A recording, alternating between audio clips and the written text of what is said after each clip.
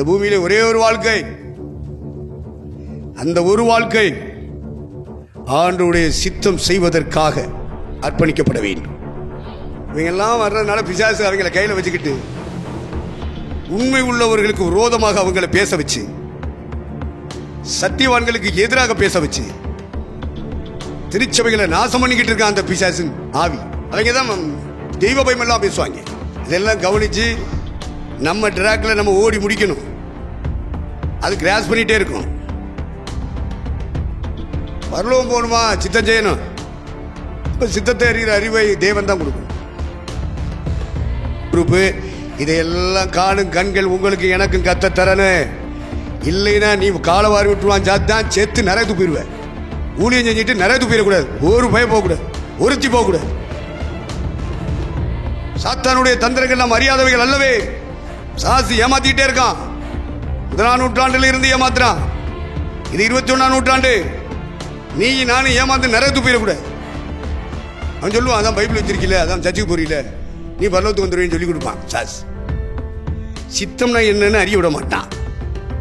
அந்த சித்தத்துக்காக தன் வாழ்க்கையை அர்ப்பணிக்க விட மாட்டான். இந்த கடைசி காலத்தில் கொஞ்ச காலம் உண்டென்று அறிந்தபடினாலே மிக தீவிரமாக பிசாசானவன் கிரியை செய்து கொண்டிருக்கிறார். சபைகளை வஞ்சித்துக் கொண்டிருக்கிறார், ஏமாத்தி கொண்டிருக்கான். சபை நடத்துற ஊழியர்களை ஏமாத்திக்கிட்டு இருக்கான். அவங்க ஏமாந்துகிட்டே இருக்காங்க. அந்த வஞ்சக வலையை கிழித்து அவனுடைய அந்தகார புடியில் இருந்து இழுத்தெடுத்து ரட்சிப்பதுதான் நமக்கு ஊழியம். இந்த 21ஆம் நூற்றாண்டினுடைய ஊழியம் அதுதான். நீங்கள் நானும் அந்த வேலையை செய்யணும். ஒரு முறை நாசரேத்தில் ட்ரெயின் பஸ்ஸில் கண்டக்டரை ஓடிட்டு இருந்தேன். அப்போ நாசரேத்தில் பஸ்ஸை நிப்பாட்டிட்டு நைட்டு சாப்பிட்றதுக்கு நானும் டிரைவரும் போகிறோம். ஒரு ஹோட்டலில் எல்லா கடையிலும் அடைச்சாச்சுட்டான். நானும் டிரைவரும் உட்காந்து சாப்பிட்டுட்டு, ஒரு ஹோட்டல்காரர் எல்லாத்தையும் எடுத்து மூடி வச்சுட்டு இருக்காரு. அவமானம் அடைவதற்கு பாத்திரராக எண்ணப்பட்டபடியால் ஆலோசனை சங்கத்தை விட்டு சந்தோஷமாய் புறப்பட்டு போனார். அவமானங்களையும் நிந்தைகளையும் ஏற்கும்படியாக ஆவியானவர் வழி நடத்தும் பொழுது அவமானம் வரக்கூடாது, நிந்த வரக்கூடாது, ஒருத்தன் ஒன்று சொல்லிடக்கூடாது. உனக்குள்ள இருக்கிறது பரிசுத்த ஆவியா, மனுஷ ஆவி.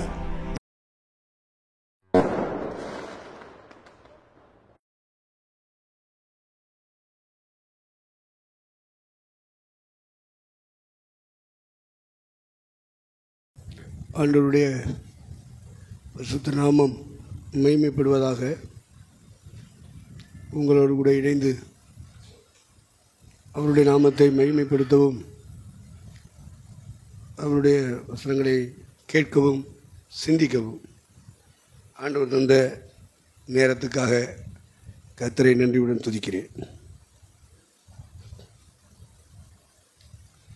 பரிசுத்த ஆவியானவர்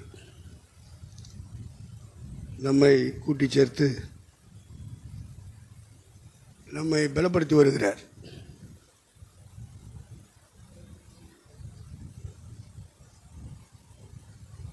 ஆவியிலே, ஆத்மாவிலே, சரீரத்திலே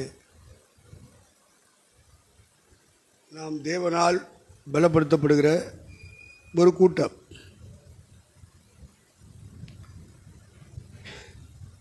உலகத்திலே எத்தனையோ கூட்டங்கள் நடக்கிறது. எல்லா கூட்டங்களும் தேவனால் பலப்படுத்தப்படுவது இல்லை. நம்மை கர்த்தர் பலப்படுத்துகிறார்.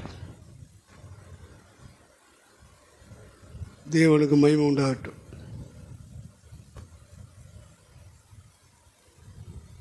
தேவனுடைய சித்தம் பரமண்டலத்திலே செய்யப்படுவது போல பூமியிலேயும் செய்யப்படுவதாக என்று ஜெபிக்கும்படி ஆண்டவர் கற்றுக் கொடுத்தார். நம்முடைய ஜெபங்களில் அநேக விஷயங்களில் ஜெபிக்கிறோம். பரமண்டலத்தில் உம்முடைய சித்தம் செய்யப்படுவது போல இந்த பூமியிலேயும் செய்யப்பட வேண்டும் என்ற ஜெபம் நம்முடைய ஜெபங்களிலே இருக்க வேண்டியது அவசியமாக இருக்கிறது. சித்தம் செய்கிறவர்கள்தான் அவருடைய ராஜ்யத்திற்குள் பிரவேசிப்பார்கள் என்று இயேசு சொன்னார். சொல்லிவிட்டு கீழே சொன்னார், ஊழியம் செய்கிறவர்களை பற்றி சொன்னார். தீர்க்க தரிசனம், சாசுகளை விரட்டுதல்,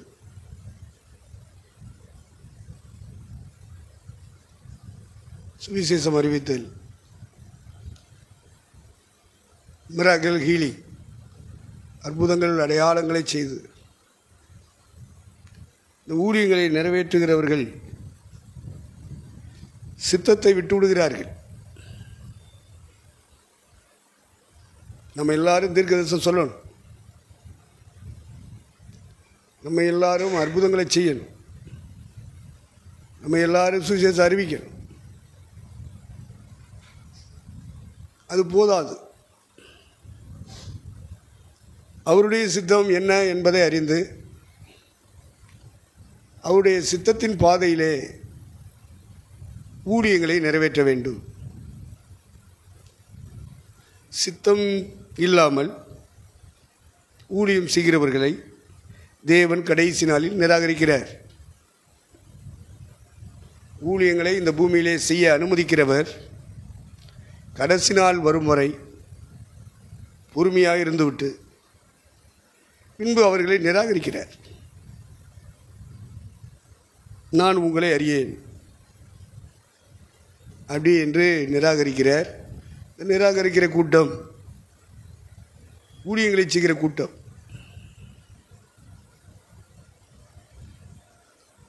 நாம் இந்த பூமியிலே இருக்கும் காலமெல்லாம் அற்புதங்கள் செய்யணும், அடையாளங்கள் செய்யணும், தீர்க்க தரிசனங்கள் சொல்லணும், தேவனுடைய அன்பை வெளிப்படுத்துவதற்குரிய வரங்களை உடையவர்களாக மாறணும்.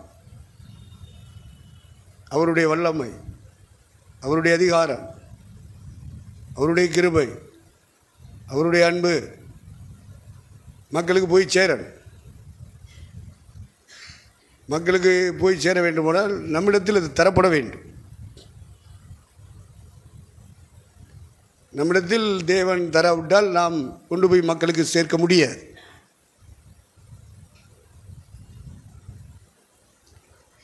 12 பேரை ஆண்டவர் இயேசு தன்னோடு இணைத்து ஊழியம் செய்யும்படியாக அவர்களை அழைத்தார், அவர்களை தன்னோடு இணைத்தார். 12 பேர் கொண்ட ஒரு குழு அவரோடு கூட இணைந்திருந்தது. அவருடைய நாமத்தை பிரஸ்தாபிப்பதற்காக 70 பேர் கொண்ட ஒரு குழுவை ஆண்டவர் இயேசு ஏற்படுத்தியிருந்தார். லூக்கா சுவிசேஷம் 10ஆம் அதிகாரத்தில் வாசிக்கும்போது அது பதிவாகியிருக்கிறது.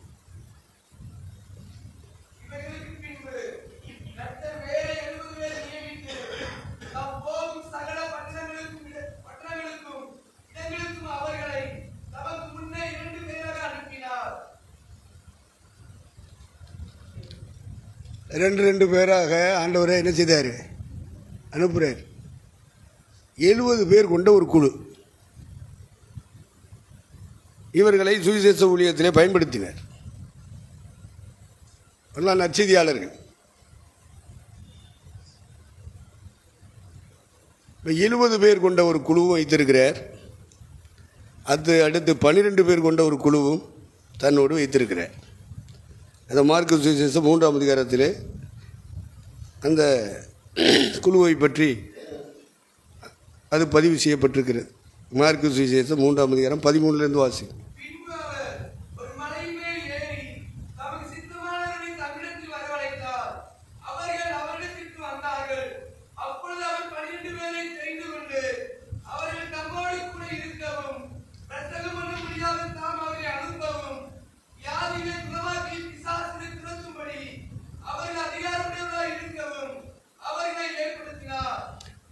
அப்போ 12 பேர் கொண்ட ஒரு குழு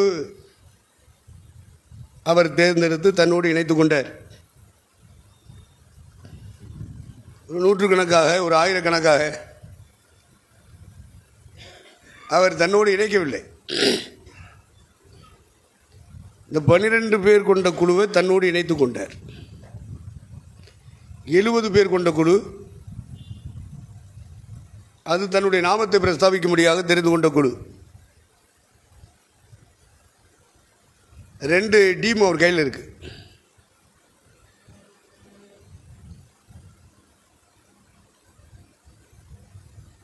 இல்லை 12 பேரை அவர் செலக்ட் பண்ணது அது எழுதியிருக்கு. தமக்கு சித்தமானவர்களை தம்மிடத்தில் வரவழைத்தார். இரவு முழுவதும் மலையில் அவர் பிதாவின் சமூகத்தில் இருக்கார். காலையில் மலையை விட்டு இறங்குறார். இறங்கி ஒரு கூட்டம் வருது. மலையை விட்டு ஒரு இறங்கணுன்னு ஒரு கூட்டம். அதில் தமக்கு சித்தமானவர்களை வரவழைத்தார். நீ வா நீ வா நீ வா நீ வா. பெரிய கூட்டமே கூடி நிற்குது. இரவெல்லாம் அவர் ஜெபத்தில் இருந்த பொழுது பிதாவானவர் யாரை செலக்ட் பண்ணணும்னு சொன்னாரோ அதைத்தான் இப்போ செலக்ட் பண்ணுறார். தமக்கு சித்தமானவர்களை அவர் வரவழைத்தார்.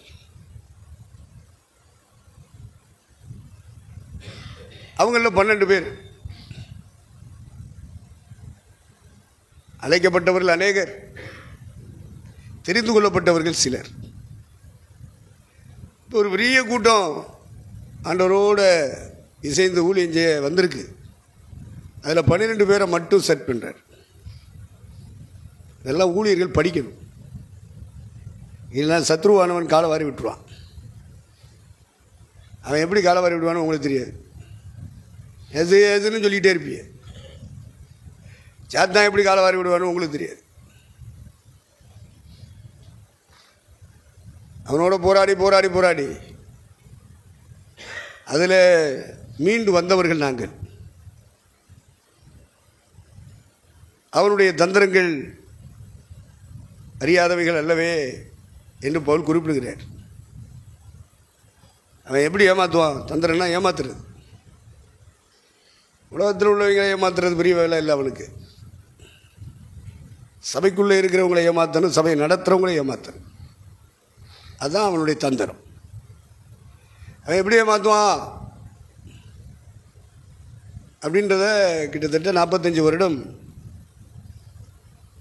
போராடி போராடி அவனிடத்திலிருந்து மீண்டு மீண்டு வந்திருப்பதினாலே அவன் தந்திரங்களை எங்கள் வாழ்க்கையின் வழியாக நாங்கள் அறிந்திருக்கிறோம்.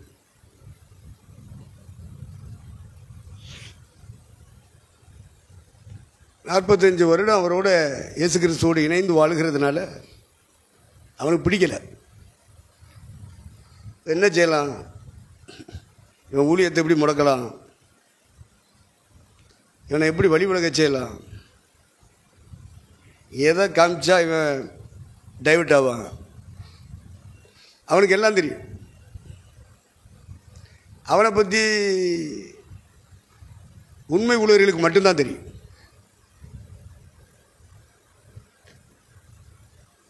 இயேசுவின் பெயரை சொல்லி இந்த பூமியிலே தங்கள் காலங்களை கடத்தலாம் என்று வந்தவர்களுக்கு அவனை பற்றி தெரியாது. அவன் யார், அவன் என்னெல்லாம் செய்வான், உலகத்தில் என்ன செய்வான், சபைக்குள்ளே என்ன செய்வான், சபையை நடத்துகிற தலைவர்கள்ட்ட என்ன செய்வான் அப்படிங்கிறதெல்லாம் வாழ்க்கையில் அனுபவ ரீதியாக படித்தவங்களுக்கு தான் அதை சொல்ல தெரியும். மற்றவங்களுக்கு தெரியாது, வாய்ப்பில்லை. ஏன்னா சபைக்கு எதிரியே பிசாசு, சபை தலைவர்களுக்கு எதிரி பிசாசு. அவன் ஒரு மூலையில் உட்கார்ந்துட்டு இருக்க மாட்டான். டெய்லி அவன் கிரியை செஞ்சுட்டே இருப்பான்.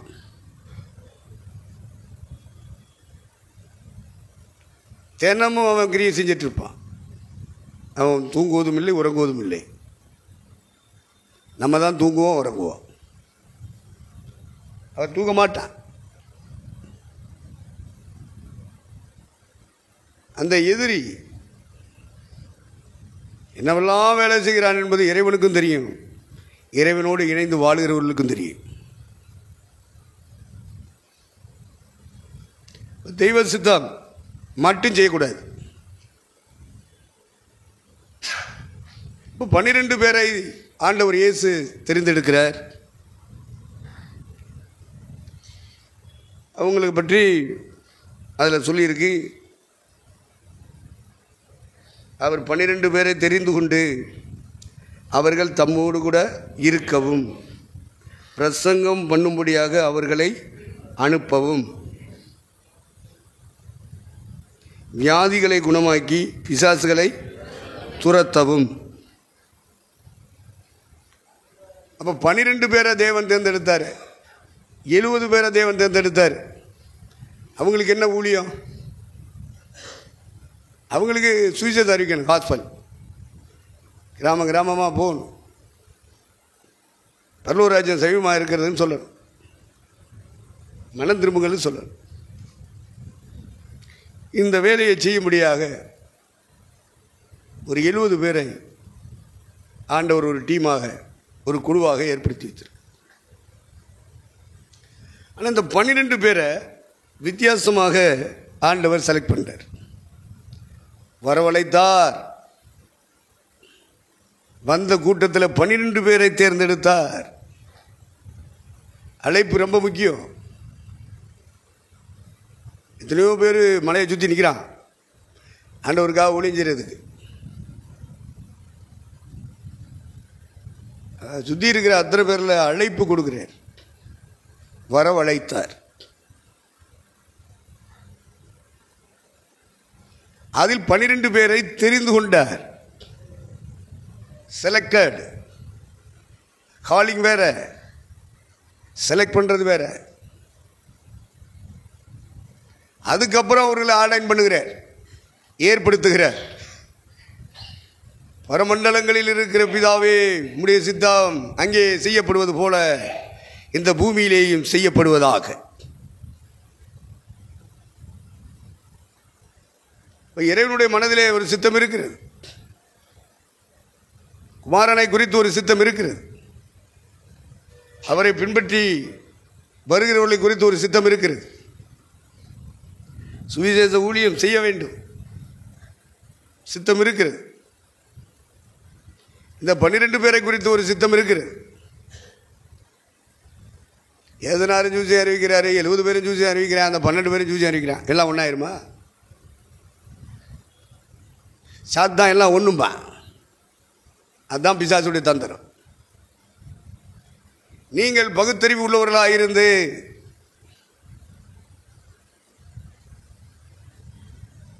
நான் சொல்லுகிறவளை சிந்தித்துக்கொள் தீமோத்தேயுவே, கர்த்தர் உனக்கு எல்லா காரியங்களிலேயும் புத்தியை தந்தருவாராக.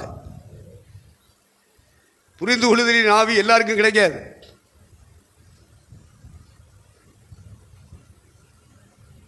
சிலருக்கு தான் கிடைக்கும். வசனங்களை புரிந்து கொள்ளுதல், தேவனை புரிந்து கொள்ளுதல், தேவனுடைய ராஜ்யத்தை புரிந்து கொள்ளுதல், வரங்களை புரிந்து கொள்ளுதல், வல்லமையை புரிந்து கொள்ளுதல், அதிகாரத்தை புரிந்து கொள்ளுதல், அபிஷேகத்தினுடைய வழிநடத்துதலை புரிந்து கொள்ளுதல் எல்லாருக்கும் கிடைக்காது.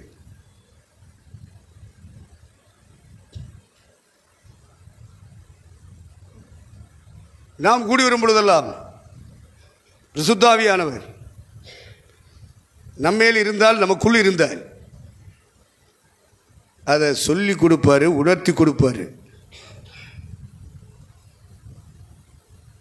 அவர் பகுத்தறிவை தருவார். ஆவிகளை பகுத்தறியணும். கையில் வச்சிருக்கிற பைபிளில் இருக்கிற வசனங்களை பகுத்தறியணும். ஊழியங்களை பகுத்தறியணும். ஊழியம் செய்கிற ஊழியர்களை பகுத்தறியணும். அறிவு இருக்கு, பகுத்தறிவு இல்லை. இப்போ இறைவன் கொடுத்தால் தானே இருக்கும். இப்போ பிசாசு தெரியணும், எது வஞ்சகாவி, எது உலகத்தின் ஆவி, எது அந்த கிறிஸ்துவின் ஆவி. அந்த ஆவி ஒருவனுக்குள்ள வந்தால் என்னெல்லாம் வேலை செய்யும், பகுத்தறிவன். ஆவிகளை பகுத்தறிகிற வரம் ஆவியானவர் வந்தால் அந்த வரத்தை செயல்படுத்துவார்.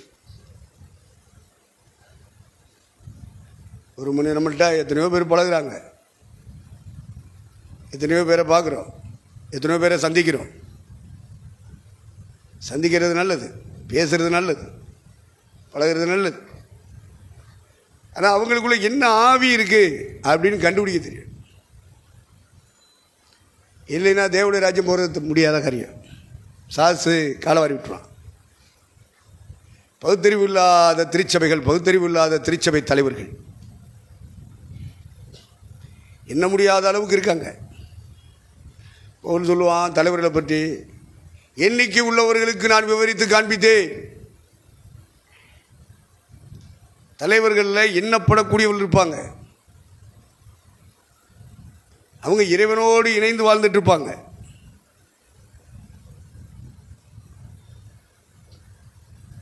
தங்களுக்காக வாழ மாட்டாங்க, பணக்காசு சம்பாதிக்கிறதுக்காக வாழ மாட்டாங்க,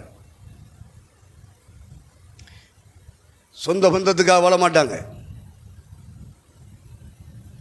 ஜாதி சமுதாயத்துக்காக வாழ மாட்டாங்க, அரசியலுக்காக, சினிமாவுக்காக, அதிகாரத்துக்காக, பதவிக்காக வாழ மாட்டான். அவனுக்குள்ளே இருக்கிறது தான் பரிசுத்தாவி.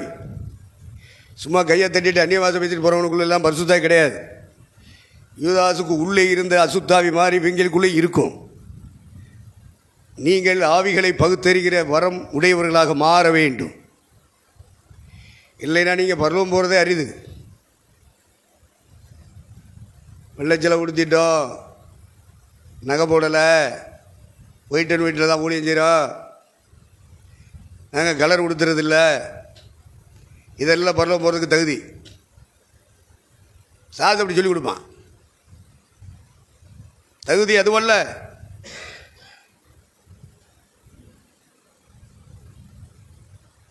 சித்தறியணும். சித்தத்தை அறிகிற அறிவினாலே நீங்கள் நிரப்பப்படவும்.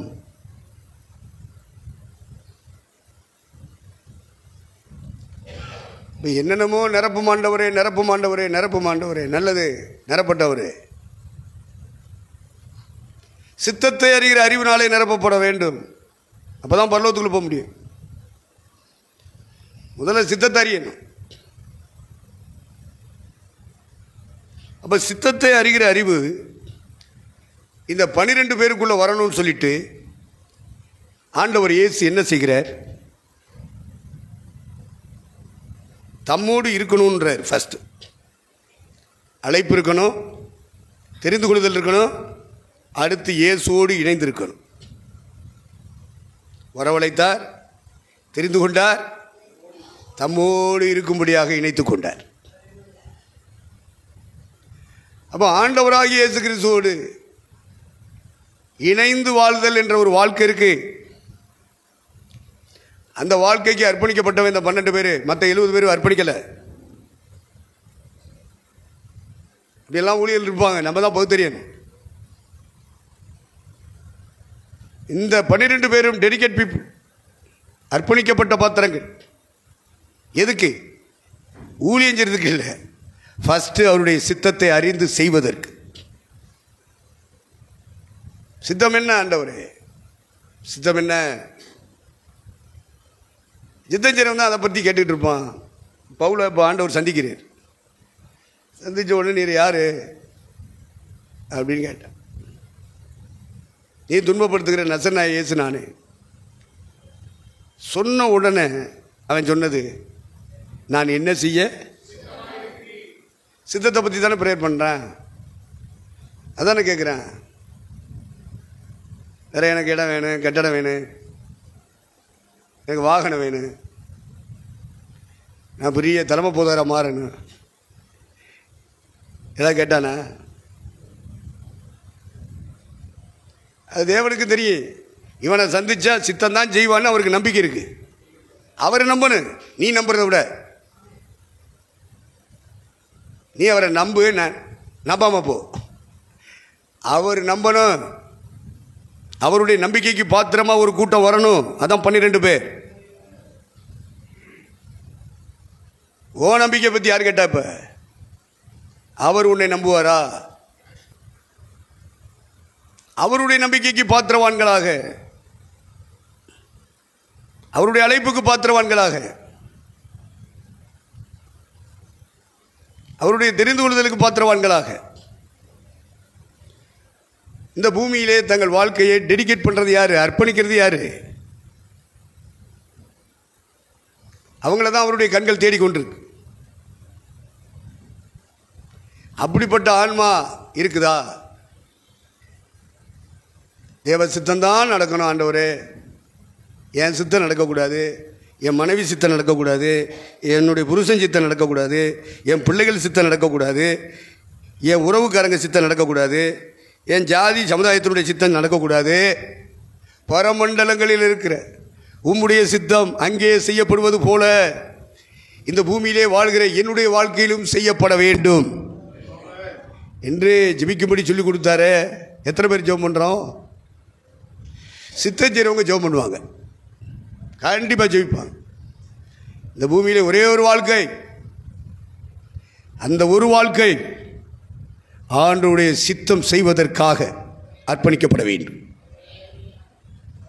உலகத்தில் எத்தனையோ கோடி கோடி மக்கள் வாழ்கிறான். இந்தியாவில் 140 கோடி, தமிழகத்தில் 7.5க்கு மேலே. யார் சித்தம் செய்கிறது? அதுதான் அவர் எதிர்பார்க்கிறார். அப்போ 12 பேரை அவர் தெரிந்து கொள்ளுகிறார். அநேகம் பேர் மலையை சுற்றி வந்து நிற்கிறான். ஆண்டவருக்காக வாழணும், ஆண்டவருக்காக செய்யணும், எதாகிலும் எதாகிலும் அப்பா பண்ணார்ல, செய்ய வேண்டும். இவங்க எல்லாம் என்ன பண்ணுறேன்? அதே பாட்டை பாடிக்கிட்டு கையை தட்டிக்கிட்டு வாழ்நாளெல்லாம் வீணாக போய்கிட்டே இருக்கு. ஒருத்தனும் மணந்துட மாட்டேங்கிறேன்.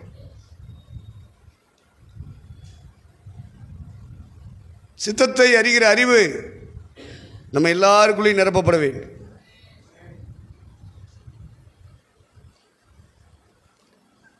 அறியணும்னா ஒரு நாளில் கிடைக்காத. ஒரு 3 நாள் உபவாசம் செஞ்சோம் பண்ண கிடைச்சிருமா? இல்லை 21 நாட்கள் அல்லது ஒரு மாதம் அல்ல 40 நாட்கள் 60 நாட்கள் 120 நாட்கள் நாங்கள் உபவாசிக்கிறோம் ஜெபிக்கிறோம் சொல்கிறாங்க. நல்லது.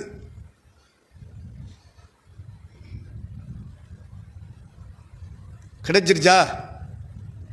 சித்தத்தை அறிகிற அறிவில் வரணும். வேறு ஆண்டவர்கிட்ட அதுக்காக ஜெபம் பண்ணேன், இதுக்காக ஜெபம் பண்ணேன், இடத்துக்காக ஜெபம் பண்ணேன், கட்டுறதுக்காக ஜெபம் பண்ணேன், வாங்கினதுக்காக ஜெபம் பண்ணேன், அந்த கிராமத்தை ஆண்டவர் தரணும், இந்த கிராமத்தை தரணும், அந்த பட்டணத்தை தரணும், எல்லாம் ஜெபிக்கிறது. உலகமே ஜெபிக்குது. அவருடைய சித்தம் என்ன? அதுக்காக யார் ஜெபிக்கிறது? நாங்கள் எப்படி ஜெபிக்கணும்னு கேட்டானுங்க. ஆண்டவர் சொல்லி கொடுத்தாரு. அதில் ஒரு வார்த்தை, பரமண்டலத்தில் செய்யப்படுவது போல உடைய சித்தம் பூமியிலே செய்யப்படுவதாகனா முதல்ல ஓ வாழ்க்கையில் என் வாழ்க்கையில் செய்யப்படணும். எங்கேயோ செய்யறதில்லை. சித்தம், நான் என்ன செய்ய சித்தமாக இருக்கிறீர்? இந்த பட்டணத்துக்குள்ளே போ, அங்கே சொல்லப்படும். கண்ணு தெரியல, நடக்க முடியாது, கூட்டிகிட்டு போகிறவங்கள சார்பில் தான் போகணும். போய் ஒரு வீட்டை பிடிச்சி ஒரு வீட்டை தேடி அந்த வீட்டுக்குள்ளே போயிட்டான். 3 நாளாக முழங்கால் நிற்கிறான். சாப்பாடு இல்லை, தண்ணி இல்லை.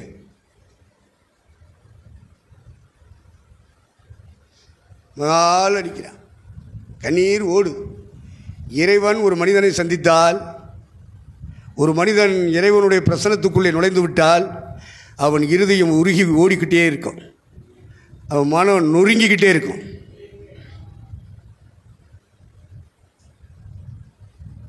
சாமியை கும்பிட்றது, பாட்டு பாடுறது, சர்ச்சுக்கு போகிறதெல்லாம் தெய்வ பக்தி, கிறிஸ்தவ பக்தி. அதை வச்சு பண்ண முடியாது. கேத்தலிக்கில் இருக்காங்க, சிஎஸ்சில் இருக்காங்க, பெண்டிகாஸ்டில் இருக்காங்க, யூத சமுதாயத்தில் இருக்காங்க, இஸ்லாமிய சமுதாயத்தில் இருக்காங்க. எல்லாருக்கும் பக்தி இருக்குது. போயிடுவாங்க பள்ளிவாசலுக்கு, போயிடுவாங்க தேவாலயத்துக்கு, போயிடுவாங்க சர்ச்சுக்கு. கிறிஸ்தவர்கள் இந்த பக்தியை வச்சு பரலோகம் போக முடியாது. பேதுரு சொல்லுவான், நீதிமானே ரட்சிக்கப்படுவது அரிதானால் பக்தி இல்லாதவனும் பாவியும் எங்கே நிற்பான்? அக்னி கடலில் நிற்பான்.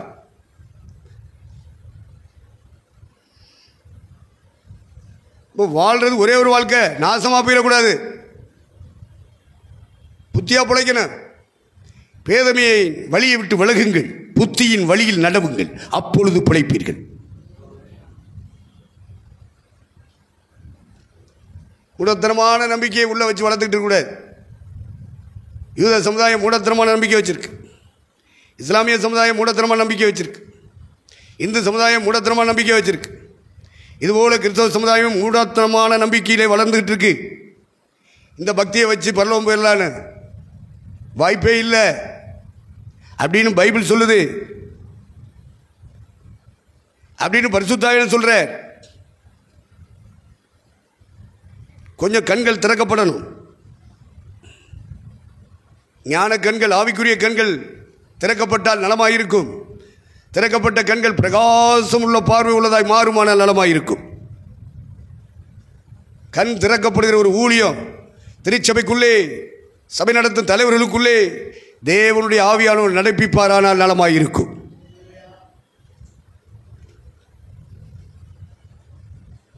கண் திறக்கப்படுகிற வேலை ஒன்று நடக்கணுமியா. இந்த கண் இல்லை, கலையில் கேட்டோம்ல, ஆவிக்குரிய கண்கள், ஞான கண்கள், உள்ளான மனுஷனுடைய கண்கள் திறக்கப்படணும். இல்லையே, அடுத்து திறக்கப்பட்டாலும் போதாது, பிரகாசம் உள்ள மனக்கண்களை தரும்படிக்கு வேசு பட்டணத்தில் கூடி வருகிற திருச்சபை மக்களே, உங்களுக்காக நான் வேண்டிக் கொள்கிறேன் பவுல். ஏசுனார், கண்ணை திறந்தார். ஒருத்தனுக்கு அவனுக்கு செய்ய வேண்டிய வேலையெல்லாம் செஞ்சு கண்ணை திறந்து விட்டார். டேய், இதாவது பார்க்குறியா?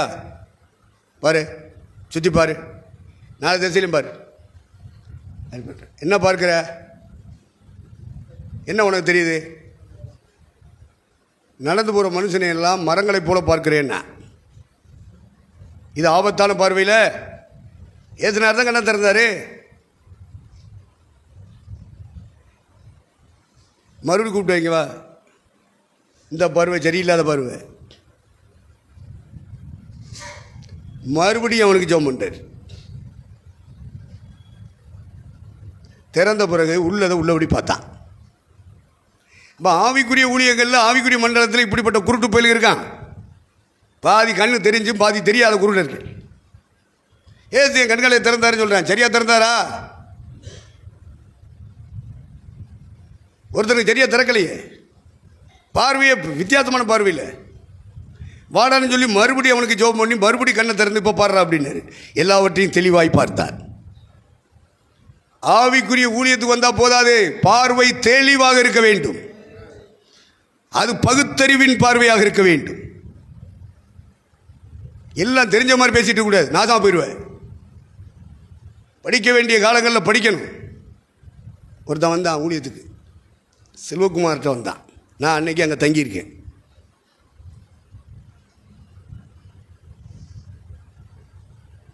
என்ன, நான் பாஸ்டராக போகணும். அப்படியா? ஐயா தங்கியிருக்காரு, ஐயா கூப்பிடுக்கிறாரு. நான் வரமாட்டேன்னு சொல்லிட்டு, இல்லை அண்ணன் கூப்பிட்டு சொன்னார். அண்ணனை பார்க்க வந்தால் அண்ணனை பேச சொல்கிற, நான் எதுக்கு? இல்லை உங்களை தான் பார்க்கணும். என்ன பார்க்கணும்னா கிருவாசனத்துக்குள்ள வருவேன், வாய்ஸ் ஆஃப் ஜீசஸுக்கு வருவேன். அவங்க கீழே இறங்கி ஓடுறாங்க, திட்டு திட்டு 2-3 பேர். ஐயா வரமாட்டேங்கிறார். தூக்குட அப்படின்ட்டாரு. அவங்க தூக்கிட்டாங்க. டேட்டா முகத்தை கழுவிட்டு வரேன்டா, முகத்தை கழுவிட்டு போகணும். அங்கே ஒரு வாலியை போய் உட்காந்துருக்கான். ஐயா இந்த மாதிரி சபை ஊழியம் செய்யணுமா, ஆலோசனை வேணும். சரி, உனக்கு தெரியாது, இல்லை நீ சொல்லு, இடையில தேவைப்பட்டால் நான் கலந்துக்கிறேன். அப்போ அவர் பேச ஆரம்பித்தார். பேசிகிட்டே வரான்.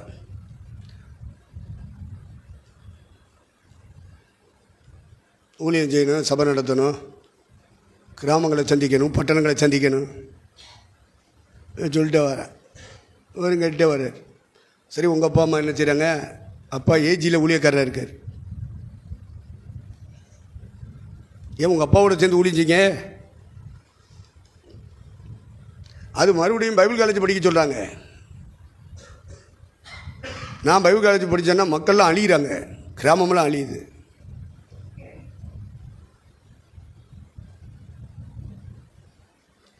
அதனால் என்னால் படிக்க முடியாது, எங்கள் அப்பாவோட சேர்ந்து ஊழியம் செய்ய முடியாது. நான் சுரண்டுனேன் செல்வகுமார. நம்ம என்ன செய்யணும்னு அவன் எதிர்பார்த்து வந்திருக்கான், அதை கேளியா?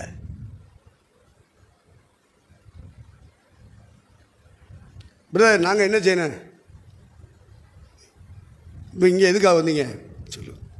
எனக்கு வீடு வாடகைக்கு எடுக்கணும், மாதம் மாதம் வாடகை பணம் அனுப்பணும், சாப்பாட்டுக்கு ஒரு மாதத்துக்கு இவ்வளோ அனுப்புவோம்,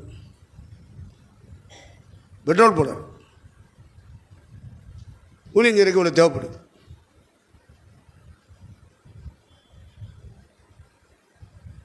இனி நான் சொல்லிக் கொடுக்கணும்னு அவசியம் இல்லை, செல்வகுமாரே சொல்லிட்டாரு. தம்பி, அது நடக்காது தம்பி. நீங்கள் உங்கள் அப்பாவோட சேர்ந்து ஊழிச்சிங்க, இல்லை படிக்க சொல்லுவாங்க, படிங்க. நீங்கள் எவ்வளோ படிச்சிருக்கீங்க? உங்களுடைய குவாலிஃபைடு எவ்வளோ சொல்லுங்கள். 10th ஸ்டாண்டர்டை தாண்டி இருக்கீல்ல, அது வேஸ்ட்டா? 10 வருட காலம் நீங்கள் போய் பள்ளிக்கூடத்தில் போய் படிச்சிங்களே, அது வேஸ்ட்டா? அவர் பைபிள் படித்தா என்ன? ஒன்றும் வேஸ்ட்டாக கிடையாது. போ பைபிள் காலேஜ் முடி, அப்புறம் ஊழியம் செய்யலாம் அப்படின்னு சொல்லி அந்த பையன் அனுப்பிட்டார். இன்ன வரைக்கும் அவன் உருப்படி இல்லை. கல்யாணம் பண்ணி குழந்தைகளோடு இருக்கான், ஊழியத்தில் உருப்படி இல்லை. இவங்கெல்லாம் எல்லாம் தெரிஞ்ச மாதிரி பேசுகிறாங்க. இவங்களுக்கு ஒரு ஐக்கியம், ஊழியர் ஐக்கியம். சோறு போடுவாங்க, திம்பாங்க. இவங்களுக்கு தேவ சித்தத்துக்கு சம்மந்தம் கிடையாது. இவங்களுக்கும் கையில் வச்சிருக்கிற பைபிளுக்கு சம்மந்தம் கிடையாது.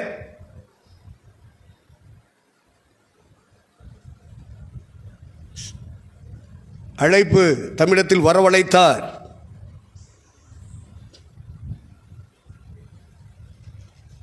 பன்னிரண்டு பேரை தெரிந்து கொண்டார். அழைக்கப்பட்டால் போதாது, கால்பார் பண்ணுவாங்க. நம்மளாண்ட ஆஃபீஸில் இருந்து வேலை இருக்குது வாங்க அப்படி. அங்கே போனால் என்ன வேலை அப்படின்றத செலக்ட் பண்ணி சொல்லுவோம். அப்புறம் வெளியில் சொல்கிறது நாங்கள் அரசாங்க வேலை இருக்கிறோம், நாங்கள் தேவனுக்கு ஊழியம் செய்கிறோம். உன்னை யாரில் கூப்பிட்டது? இந்த மாதிரி கேஸெல்லாம் இருக்காங்க. நாங்கள் அப்போ இருந்தே பார்த்துக்கிட்டு இருக்கோம். இவங்கெல்லாம் வர்றதுனால பிசாசு அவங்கள கையில் வச்சுக்கிட்டு உண்மை உள்ளவர்களுக்கு விரோதமாக அவங்கள பேச வச்சு, சத்தியவான்களுக்கு எதிராக பேச வச்சு திருச்சபைகளை நாசம் பண்ணிக்கிட்டு இருக்கான் அந்த பிசாசின் ஆவி. அவங்க தான் தெய்வ பயமெல்லாம் பேசுவாங்க. தேவனால் அழைக்கப்பட்டவர்கள், தேவனால் தெரிந்து கொள்ளப்பட்டவர்கள் தெய்வ பயம் உள்ளவர்களாக இருப்பார்கள். துணிகரமாக பேச மாட்டான், நாக்க நீட்ட மாட்டான், பயப்படுவான். தேவன் இருக்கார் பக்கத்தில், சாஸ் இருக்கான், நம்ம சாட்சியை கெடுத்துருவான். தெய்வத்துக்காக வாழணும் அப்படின்னு தெய்வ பயத்தோடு இருப்பான். அவன் பேச மாட்டான். அவன் பேச்சை வச்ச கண்டுபிடிச்சிடலாம். இவனுக்குள்ள அகங்காரம், இருபாப்பு, பெருமை, பொல்லாத ஆவி உள்ள உட்காந்துருக்கு. யூதாசுக்குள்ள இருந்த ஆவி இவனுக்குள்ள இருக்கு, இவனுக்குள்ள இருக்கு. அவன் அப்படித்தான் பேசுவா. அவன் அப்படித்தான் பேசுவான். ஏன்னா பேசுறது பரிசுத்தாவி இல்லை, பொல்லாதாவி, அசுத்தாவி.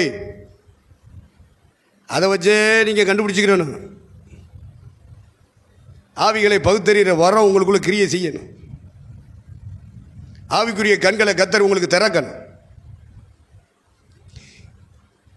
குருடர்களும் குருடிகளும் உலாவிக் கொண்டிருக்கிறாங்க திருச்சபைக்குள்ள, ஊழியத்துக்குள்ள. இதெல்லாம் கவனித்து நம்ம ட்ராக்கில் நம்ம ஓடி முடிக்கணும். அது கிராஸ் பண்ணிகிட்டே இருக்கும். பரலோகம் போகணுமா, சித்தம் செய்யணும்.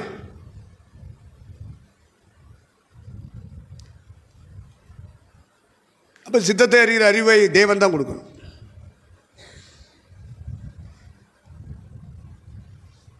ஆத்துமா அழிதான் அவன் வந்து சொல்கிறேன். இப்போ இவன் பிறக்கிறதுக்கு முன்னாடி ஆத்துமா அழியலை, இவன் அப்பன் பிறக்கிறதுக்கு முன்னாடி ஆத்துமா அழியலை. இவனுக்கெல்லாம் வயசு பத்துமா? ஆத்துமா அழிதான். இவர் பேசிட்டு இருக்காரு செல்வா. அவனுக்கு என்ன வேணும்னு கேளிய, நம்ம என்ன செய்யணும் கேட்க ஆரம்பிச்சார். ஓடிட்டான். இவங்களுக்கு பணம் வேணும், இவங்களுக்கு இடம் வேணும் குடும்பம் நடத்துறதுக்கு. அப்படின்னா அவங்க ஊழியம் செய்வாங்க. அவங்களுக்கு சித்தத்துக்கு சம்மதம் இருக்காது. ஏசுநாதர் தான் இந்த பூமியிலே சித்தம் செய்தவர். அந்த சித்தம் செய்கிற இயேசுவை முழுமையாக பின்பற்றினவர்கள் அப்போஸ்தலர்கள் 12 பேர். இவர்கள் இருவரையும் பின்பற்றியது 1ஆம் நூற்றாண்டு திருச்சபை மக்கள். அதற்கு அடுத்து பவுலும் பவுலை சார்ந்தவர்களும் இந்த பூமியிலே அதே பாதையை கண்டினியூ பண்ணாங்க. அதனால தான் அவன் எழுதின 14 நிருபங்களை நம்ம படிக்கிறோம், உளுந்து உளுந்து படிக்கிறோம். சும்மா இல்லை, அவன் வாழ்ந்துட்டு போயிருக்கான், வாழ்க்கை எழுதியிருக்கான். இது ஏசியாச்சும் சொல்லிக்கிட்டே இருக்க இல்லாமல் சாப்பாட்டுக்காக ஊழியம் செய்கிறது ஒரு குரூப்பு, பணத்துக்காக ஊழியம் செய்கிறது ஒரு குரூப்பு, குடும்பத்துக்காக ஊழியம் செய்கிறது ஒரு குரூப்பு, உறவுகள் சொந்தங்கள் பந்தங்கள் ஜாதி சமுதாயத்துக்காக ஊழியம் செய்கிறது ஒரு குரூப்பு, அதிகாரத்தையும் பதவியும் பிடிக்கிறதுக்காக ஊழியம் செய்கிறது ஒரு குரூப்பு. இதையெல்லாம் காணும் கண்கள் உங்களுக்கு எனக்கும் கத்த தரணும். இல்லைன்னா நீ காலவாரி விட்டுருவான், சாத்தான் செத்து நரகத்து போயிடுவேன். ஊழியம் செஞ்சுட்டு நரகத்து போயிடக்கூடாது, ஒரு பயம் போகக்கூடாது, ஒருத்தி போகக்கூடாது. சாத்தானுடைய தந்திரங்கள் நாம் அறியாதவைகள் அல்லவே. சாசி ஏமாத்திக்கிட்டே இருக்கான். 1ஆம் நூற்றாண்டில் இருந்து ஏமாத்துறான். இது 21ஆம் நூற்றாண்டு. நீ நானும் ஏமாந்து நரகத்து போயிடக்கூடாது. அவன் சொல்லுவான், அதான் பைபிள் வச்சிருக்கல, அதான் சர்ச்சுக்கு போறீல, நீ பரலோகத்துக்கு வந்துடுவேன்னு சொல்லி கொடுப்பான். சாஸ் சித்தம்னா என்னன்னு அறிய விட மாட்டான். அந்த சித்தத்துக்காக தன் வாழ்க்கையை அர்ப்பணிக்க விட மாட்டான். இந்த 70 பேர் சுவிசேஷத்தை அறிவிச்சாங்க பற்றியில் ஆண்டவர் ஏற்படுத்தினார்ல, அது மாதிரி ஒரு குரூப் இருப்பான். சுவிசேஷம் சுவிசேஷம் சுவிசேஷம். சித்தம்னா என்ன? 3 நாள் உட்காந்து அழுதுட்டு கேட்குறான்ல, பட்டணத்துக்குள்ளே போட உனக்கு அங்கே வச்சு சொல்லுவேன். ஏன் அப்போவே சொல்ல வேண்டியதானே? முதல்ல நீ கீழ்படுறியா இல்லையான்னு பார்க்கணும்ல. அங்கே போட அவர் சொல்ல மாட்டேன்ட்டார் ஆண்டவர். அங்கே போய் 3 நாளாக கண்ணீரோடு காத்திருக்கா, புசியாமலும் குடியாமலும் பச்சை தண்ணி பல்லில் போடாமல் உட்காந்துருக்கான் பாருங்க. எதுக்கு? சித்தத்தை அறிகிற அறிவை பெறுவதற்கு. உங்கள் வாழ்க்கையில் அப்படி நடந்திருக்கா? எத்தனை நாள் காத்திருந்த தேவனுடைய சித்தத்தை அறிகிறதுக்காக? பைபிளை தூக்கிட்டு பிரசங்கம் பண்ணிக்கிட்டு இருக்க, காணிக்க வரும் தசமா வரும், அதை வாங்கி தின்னுக்கிட்டு இருக்கலாம்.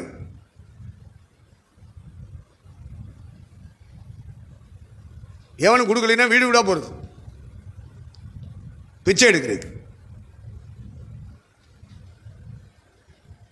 அப்படிப்பட்ட ஊழியர்கள் பெருகி இருக்கிற இந்த காலகட்டத்தில் சாத்தா அவங்க உச்சந்தலை பிடிச்சிக்கிடுவான். இதனால மக்களுக்கு ஒரிஜினல் தெரியாது, உண்மை உள்ளவர்கள் தெரியாது. இந்த போலிகள் உலாவிக்கிட்டு இருக்கும். கண்டுபிடிக்கிற கண்கள் வேணும். இந்த கடைசி காலத்தில் கொஞ்ச காலம் உண்டென்று அறிந்தபடினாலே மிக தீவிரமாக பிசாசானவன் கிரியை செய்து கொண்டு இருக்கிறார். சபைகளை வஞ்சித்துக் கொண்டிருக்கிறார், ஏமாற்றி கொண்டிருக்கான். சபை நடத்துகிற ஊழியர்களை ஏமாற்றிக்கிட்டு இருக்கான். அவங்க ஏமாந்துக்கிட்டே இருக்காங்க.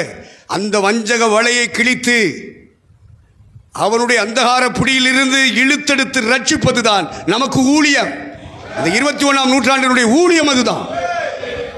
நீங்கள் நானும் அந்த வேலையை செய்யணும். அதுக்காகத்தான் கர்த்தர் நம்மளை அபிஷேகம் பண்ணியிருக்கிறார். அழைக்கப்படுகிறவர்கள், தெரிந்து கொள்ளப்படுகிறவர்கள், அடுத்து இயேசுவோடு இருக்கும்படியாக பழகுகிறவர்கள். இயேசுவோடு இருக்கணும். இருந்தால் அவர் சொல்லிக் கொடுப்பார், ஒவ்வொரு நாளும் சொல்லிக் கொடுப்பார். சித்தம் என்ன? இன்றைக்கி பெத்தானியா போகணும், இன்றைக்கி கலிலேயா போகணும், இன்றைக்கி கெனசரேத்து போகணும், இன்றைக்கி திபேரியா போகணும், இன்றைக்கி பெத்லகேம் போகணும், இன்றைக்கி யூதேயா வனாந்தரம் போகணும். ஏன்னா நைட் அங்கே போயிடுவார். பிதாட்ட உட்காந்து செட்டில் வாங்கிடுவார். அவர் இரவெல்லாம் எதுக்கு மலைக்கு ஓடி போறாரு? தூங்குறக்க.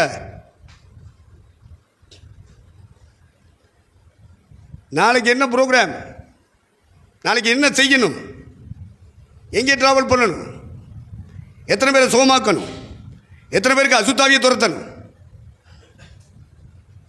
எத்தனை பேர் குருட்டு பயிர்களை சோமாக்கணும், செவிட்டு பயிர்களை சோமாக்கணும், ஊமையனை சோமாக்கணும், சப்பானியை சோமாக்கணும், அசுத்த ஆவிகளை துரத்தணும். அவர் என்ன சொல்லுகிறாரோ அதை மட்டும் செய்வார் குமாரன். தாமாய் சுயமாய் ஒன்றையும் செய்வது இல்லை. அதான் டெடிகேட், அதான் அர்ப்பணிப்பு, இறைவனுக்காக வாழ்கிற வாழ்க்கை.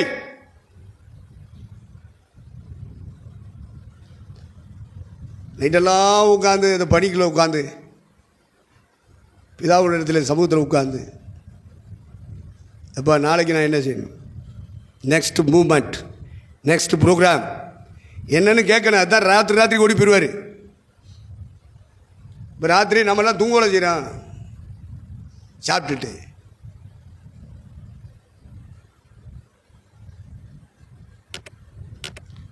இப்போ சித்தம் என்ன? பிதாவே, பரமண்டலத்தில் உன்னுடைய சித்தம் என்ன? அது பூமியிலே என் வாழ்க்கையிலே செய்யப்பட வேண்டும், என்னை பின்பற்றி வருகிறவருடைய வாழ்க்கையில் செய்யப்பட வேண்டும். ஆண்டவரே, பிதாவே சொல்லித்தார். அப்படியே ராத்திரியெல்லாம் உட்காந்து கேட்குறாரு. பத்தியில் கேட்டால் தானே சித்தம் வெளிப்படும். தூங்குறவனுக்கு எப்படியா சொல்லிக் கொடுப்பாரு? தின்னுவிட்டு தூங்குறான். பைசா வந்துச்சுன்னு சொன்னால் அப்படியே வாங்கி இங்கிட்டு அவங்க அங்கிட்டு வந்து சொல்லுறேன். பணம் காசு பொய்யை சொல்கிறது, தீர்க்கதரிசனம் சொல்கிறேன்னு சொல்லி பொய். நான் அனுப்பாதிருந்தும் ஓடுகிறார்கள், நான் பேசாதிருந்தும் நான் பேசினேன் என்று பேசுகிறார்கள். இப்படிப்பட்ட வஞ்சக ஆவி திருச்சபைகளை நாசமாக்கிக்கிட்டு இருக்கு. ஊழியக்காரனை மோசம் போய்கிட்டு இருக்கு. அதிலிருந்து அவங்களெல்லாம் தப்பு வைக்கணும். ஏன்னா சாவுன்னு ஒன்று வந்தால் பரலோகத்துக்குள்ளே போயிடணும். சாதி, சமுதாயம், சொந்தம், பந்தம், குடும்பம் ஒன்றும் கிட்ட வராது. உன்னை தூக்கி மண்ணுக்குள்ளே போட்டு போச்சுட்டு போயிட்டே இருக்கும். அது சித்தம் செய்துட்டு சாவோம்னா கர்த்தர் வரும்போது உயிர்த்தெழுதலின் சரீரம் தரப்படும், மறுரூப சரீரம் தரப்படும். பரலோகத்தின் அபிஷேகம் உன்னை மறுரூபப்படுத்தும். செத்தாலும் உன்னை உயிரோட எழுப்பிடுவார், ஒரு சரீரம் தருவார் பாரு, அது உயிர்த்தெழுதலின் சரீரம். சூரியனை போல, சந்திரனை போல, நட்சத்திரங்களைப் போல, சுடர்களைப் போல, ஆகாயத்தின் விளக்குகளைப் போல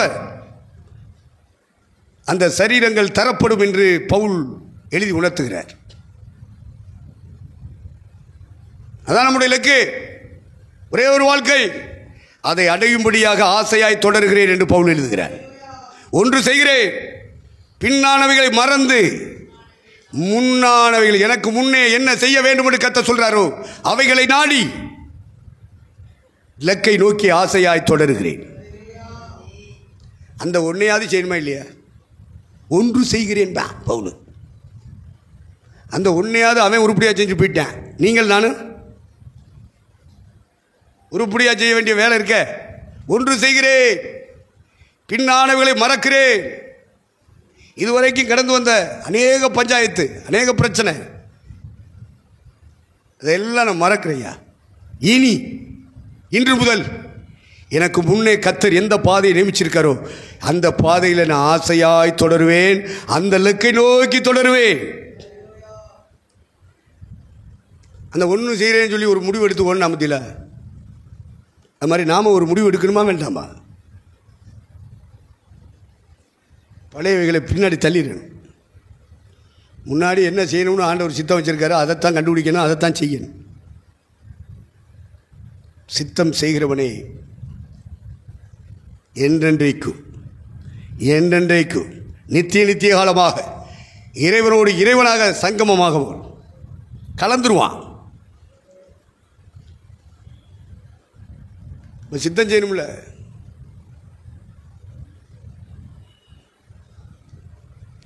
சித்தத்தை அறியணும். ஒரு நாளில் கிடைச்சிடாது, 10 நாளில் கிடைச்சிடாது, ஒரு உபவாசம் போட்டவனை கிடைச்சிடாது. வாழ்நாளெல்லாம் அனுதினமும் மலையில் ஓடிப்போய் ராத்திரியெல்லாம் உட்காந்துருப்பார் பற்றியில் பிதாவின் சமூகத்தில். இது மாதிரி நாமளும் உட்கார்ந்தாத்தான் ஏசுநாதருக்கே அந்த பாடானா நீ நான் ஏமாத்துறான். நீ வாட்டுக்கு நினச்சிக்கிறதா நான் பரவ போயிடுவேன்னு நினப்பு பொழப்ப கெடுத்துடும். அதுக்கெல்லாம் ஆதாரங்கள் வேணும். சும்மா நினச்சிக்கிட்டு பேசிக்கிட்டு காலம் பூரா வீணாக போச்சு. இனி ஆயிலும் டேன் பண்ணுங்க தேவ சித்தம் செய்வதற்காக. இதுவரைக்கும் ஓடின ஓட்டம் போட்டு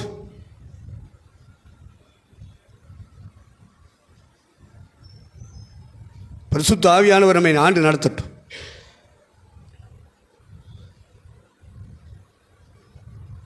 அவரோடு இருந்த தாயா அழைத்தார், தெரிந்து கொண்டார். அவரோடு இருக்கும்படிக்கு இந்த விட்டுட்டு போகிறாங்கல்ல, அவன் ஜூடு 12 பேரில் அந்த ஒருத்தன் மட்டும்தான் டைவர்ட் ஆகிட்டே இருந்தான். சொல்லிகிட்டே இருந்தார், டே உங்களில் ஒருவன் பிசாசாக இருக்கான். நான் 12 பேரை தேர்ந்தெடுத்தேன், அதில் ஒருத்தன் பிசாசாக இருக்கான், பணாசை பிடிச்சவனாக இருக்கான், பொருளாசை பிடிச்சவனாக இருக்கான் அப்படின்னு பகிரங்கமாக சொல்லாமல் பிசாசாக இருக்கான்னு சொல்லிவிட்டார். 12 பேரில் எவனையாவது சொல்லியிருப்பார், இந்த உனக்குத்தான் சொல்கிறான்ல இந்த பிசாசு பிடிச்சது. பரிசுத்தாவி இருந்தால் அப்படி சொல்ல விடுவாரா? உனக்குத்தான்னு டைவர்ட் பண்ணி விடுறது சாத்தான் ஊருக்குள்ளே இருந்துக்கிட்டு. இதெல்லாம் சாத்தானுடைய தந்திரம். தப்பனு திருச்சபாய், தப்பனு ஊழியக்காரி காலம் பூரா வீணா போச்சு. மனம் திரும்ப வேண்டிய நேரம் இது.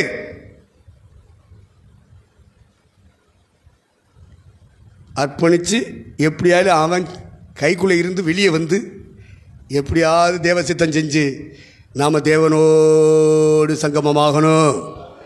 அப்போ அந்த தெய்வ சித்தம் மனதுக்குள்ளே இருக்கும். அவருடைய மனசுக்குள்ளே, அவர் மனசுக்குள்ளே இருக்கிற சித்தத்தை அறியணும்னா அவரோடு நெருங்கணும். நெருங்கி பழகும்போது இதயம் ஒன்றாகும். அப்போ அவருடைய காட்டில் இருக்கிற சித்தம் நம்ம காட்டுக்கு பாஸ் ஆகணும். நெருங்கி பழகினாத்தான் இருதயம் திறந்து அவர் சொல்லிக் கொடுப்பாரு. ஆபிரகாம் என்னுடைய சிநேகிதன் இல்லையா? நான் அவன்கிட்ட சொல்லாமல் ஒரு காரியத்தை நடப்பிக்க முடியுமா? அதனால நான் ஆபிரகாம்கிட்ட சொல்லுவேன். ஏன்னா அவன் மட்டுமல்ல நான் சொல்கிறத கேட்குறது, அவன் முண்டாட்டி சொல்லிக் கொடுப்பான், அவன் பிள்ளைகளுக்கு சொல்லிக் கொடுப்பான், அவன் பேர பிள்ளைகளுக்கு சொல்லிக் கொடுப்பான். நான் அவனை நம்புறேன்னா இருக்கத்த நம்புனதுனால தான் அவன் ஃப்ரெண்டாக மாறினான். நெருங்கி பழகிறவங்கள தான் ஃப்ரெண்டுன்னு சொல்லுவாங்க, இருதயம் திறந்து பேசுவாங்க. ஆபிரகாம் அவருக்கு சிநேகிதன். அதனால் ஒரு காரியத்தை அவர் செய்ய போகிறதுக்கு முன்னாடி ஃப்ரெண்ட்ட தெரியப்படுத்துகிறார். அதான் நம்பிக்கைக்குரியவன். தேவனுடைய நம்பிக்கை பாத்திரம் யாரு? யோபு நம்பினாரு, ஏசுனாரையும் நம்பினாரு, குமாரனை நம்பினாரு. யோபு பக்தன் யோபு நம்பினார். அதனால் 2 பேரையுமே சாத்தாங்கையில் கொடுத்தார். சாத்தான் என்னதான் வரட்டுனாலும் மறுதளிக்க மாட்டான். யோபு என்னுடைய குமாரன் சாத்தாங்கையில் தூக்கி விட்டு வீசினாலும், அவன் பல இடங்களில் போட்டு வரட்டுனாலும் என் குமாரன் மறுதளிக்க மாட்டார். நம்பிக்கையின் பாத்திரங்கள் அகிலாண்டத்தையும் படைத்த இறைவனுடைய மனதிலே ஒரு நம்பிக்கை உண்டாகணும். உன்னை பற்றி என்ன பற்றி மற்றவன் நம்புறான் நம்பலை, மற்றவனை பற்றிலாம் நமக்கு கவலை இல்லை. நம்மை ஆட்கொண்டவர், நாம் சேவிக்கிறவர், அவருடைய இருதயத்திலே மனதிலே நம்ம மேலே நம்பிக்கை வந்துருச்சா? அதை தான் நம்ம பார்க்கணும், சோதித்து பார்க்கணும். நம்மை நாமே நிதானித்து அறிந்தால் உங்கள் வழிகளை உய்த்து ஆராய்ந்து பாருங்கள்.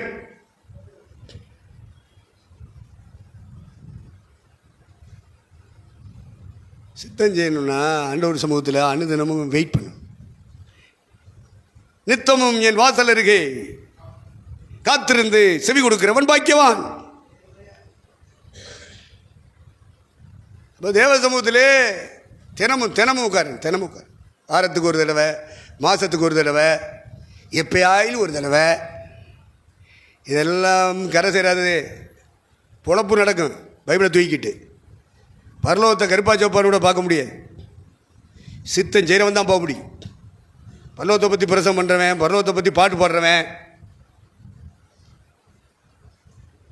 பரலோகத்துக்குள் நுழைய முடியாது. சித்தம் செய்கிறவன் தான் பரலோகத்துக்குள் போக முடியும். சித்தம்னா எல்லாத்துக்கும் தெரியாது. உட்கார்ந்து அனுதினமும் ஆண்டவருடைய பாதத்தில் காத்திருந்து அவரோட நெருங்கி பழகும்போது அவர் சொல்லி தருவார்.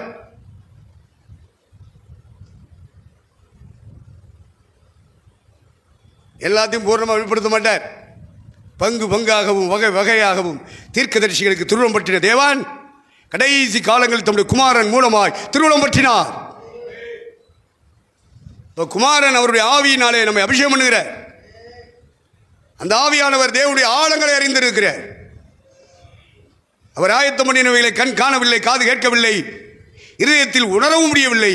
ஆனால் அவர் அனுப்பின பரிசுத்த ஆவியானவரோ அந்த ஆழங்களை அறிந்திருக்கிறபடியினால் நமக்கு அந்த ஆவியானவர் வெளிப்பாடு தருவார். இந்த வெளிப்படுத்தலை பெற்றுக்கொள்ள வேண்டும். இது டெய்லி நீ நெருங்கினா தானே கிடைக்கும். மாதத்துக்கு ஒரு தடவை சொல்லுவாங்க, ஆடிக்கு ஒரு தடவை, அம்மாச்சிக்கு ஒரு தடவை கடவுளை தேடுறேன், ஜெபம் பண்ண போங்கடா அப்படின்னு சொன்னால் காலையில் 4 மணிக்கு எழுந்திரிச்சு 6 மணி வரைக்கும் 2 மணி நேரம் ஜெபிங்க அப்படின்னா மனசு வர மாட்டேங்க. இல்லை மத்தியானம் 12 மணிக்கு உட்காந்து 2 மணி வரைக்கும் 2 மணி நேரம் தேவ சமூகத்தில் நெருங்கி அவரோட பழகுங்கடா, மனசு வர மாட்டேங்குது. கடைக்கு போகிறேன், இவன் கிச்சன் ரூமில் நிற்கா பொம்பளை, இவளுக்கு சபையை நடத்தி சபையை கொண்டு போய் ஏசுனார் வரியில் நிறுத்த முடியுமா? இங்கேயே 1 மணி நேரம் 2 மணி நேரம் உட்கார்றதுக்கு மனசு இல்லையே. 3 தடவை தேவ சமூகத்தில் நெருங்கி போனாலும் காலங்களில் எல்லாரும் தூங்கினாலும் நீ தூங்காமல் இருக்கணுமா இல்லையா? அப்பத்தானே சித்தத்தை பற்றி சொல்லிக் கொடுப்பாரு. திரும்ப தூங்கிட்டு இருக்கிறவங்களுக்குலாம் சொல்லுவாரா?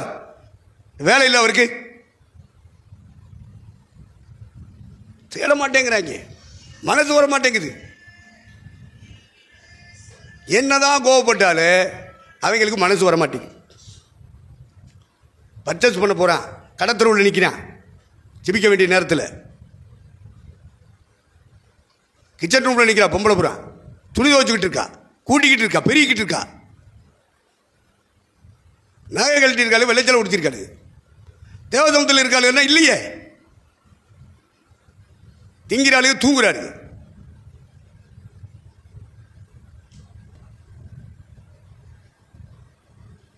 நான் சொல்ல கிருபாசனத்துக்குள்ளே இருக்கிற ஊழியக்காரர்களை பேசுகிறேன்.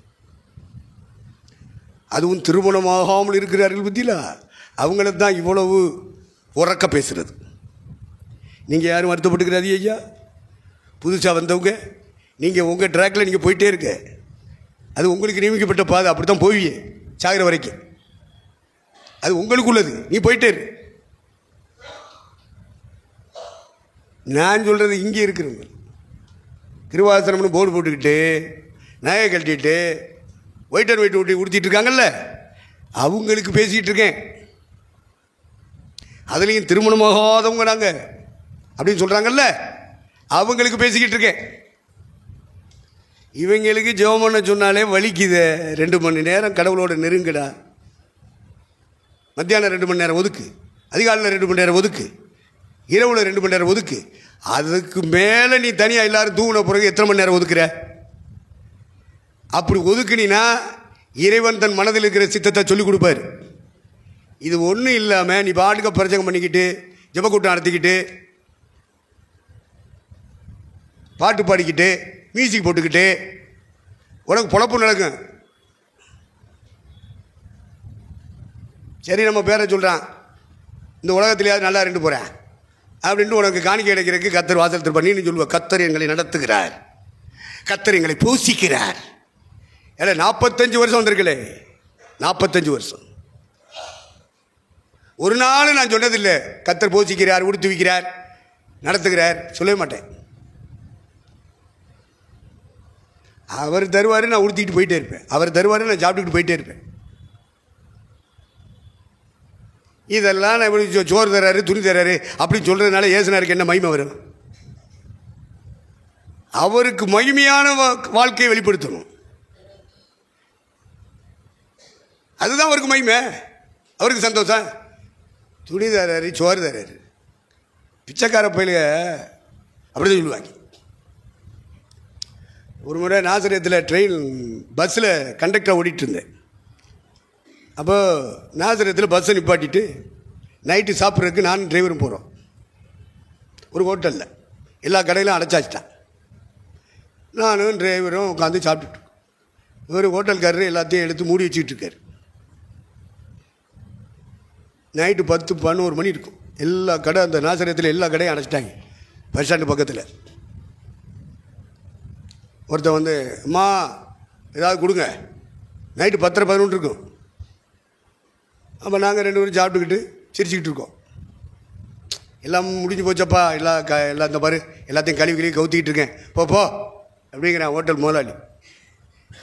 அம்மா ஏதாவது கொடுங்க. சொல்லிட்டு இருக்கல, போ.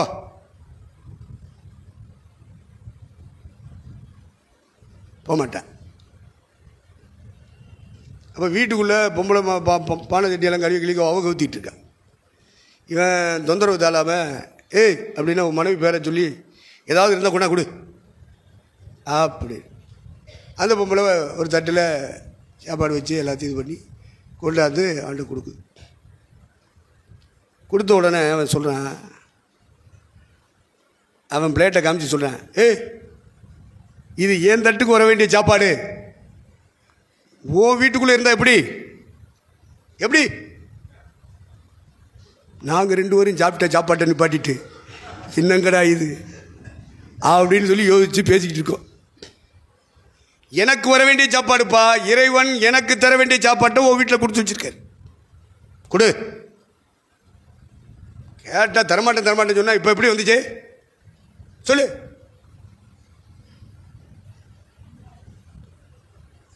மூச்சு விடலை. அது போயிட்டு அடைச்சிருக்கிற கடைகளுக்கு பக்கத்தில் ஒரு கடையில் உட்காந்து சாப்பிட்றான். நாங்கள் சாப்பிட்டு தூக்குச்சட்டியெல்லாம் எடுத்துகிட்டு நாங்கள் அப்படி போயிட்டே இருக்கோம். அவன் அங்கே உட்காந்து சாப்பிட்டுட்டு அவன் பாடுறான் பாருங்க, கேட்டதும் கொடுப்பவனே. அவன் சாமியை பற்றி பேசுகிறான், பாடுறான், மனம் திறந்து பாடுறாப்பா. இந்த நம்ம ஆளுக்கு மைக்கை பிடிச்சிக்கிட்டு கத்துறாங்க பாரு, அந்த மாதிரிலாம் கத்தலை, பாட்டுன்னு சொல்லுவானுங்க, கத்துவானுங்க. அங்கே உட்காந்துட்டு அவன் விடுதலையோடு பாடுறான் பாருங்க. அப்போ கத்தர் என்கிட்ட பேசினார், டேய் உன்னை எவ்வளவு காலமாக அழைச்சி உன்னை கூப்பிட்டுட்டே இருக்கேன், இந்த பிச்சைக்காரன் எவ்வளோ விசுவாசத்தோடு இருக்கான் பார். அடுத்தவனுக்கு அந்த ஆகாரம் கிடைச்ச பிறகு உட்காந்து சாப்பிட்டுட்டு விடுதலையோடு அவன் தெய்வத்தை பாடுறான் பார்த்தியா. நான் உன்னை நடத்த மாட்டேனா? பிச்சைக்காரனுடைய விசுவாசம் கூட உன்ட்ட இல்லையே, நீ ஒரு பிச்சைக்காரனால இருக்க. உழைச்சி சாப்பிடணும், சம்பாதிக்கணும், விசுவாசத்தில் சாப்பிடணும்டா டேய் அப்படின்னு பரிசுத்த ஆவியானவர் பேசுகிறார். அவன் அவ்வளோ விடுதலோடு அந்த ராத்திரியில் பாடுறான். அந்த ஏரியாவே கேட்குது, அவ்வளோ சத்தத்தை உயர்த்தி. அப்படி சாப்பிட்டுட்டு நீ புசித்து குடித்து உன் தேவனாய கர்த்தரை ஸ்தோத்திரிக்க கிடவாய். சாப்பிட்டு அப்படி தெம்போடு உட்காந்து தனியாக பாடுறான் பாருங்க. அந்த ஏரியாவே கேட்குது. நைட்டு 11 மணிக்கு மேலே அந்த பிச்சைக்காரனை வச்சு கர்த்தர் பேசுகிறாரியா. உன் வாழ்க்கையில் இருக்கிற சூழ்நிலைகளின் வழியாக கர்த்தர் பேசுகிறார், இடைப்படுகிறார். உன்னால் கற்றுக்கொள்ள முடியுதா?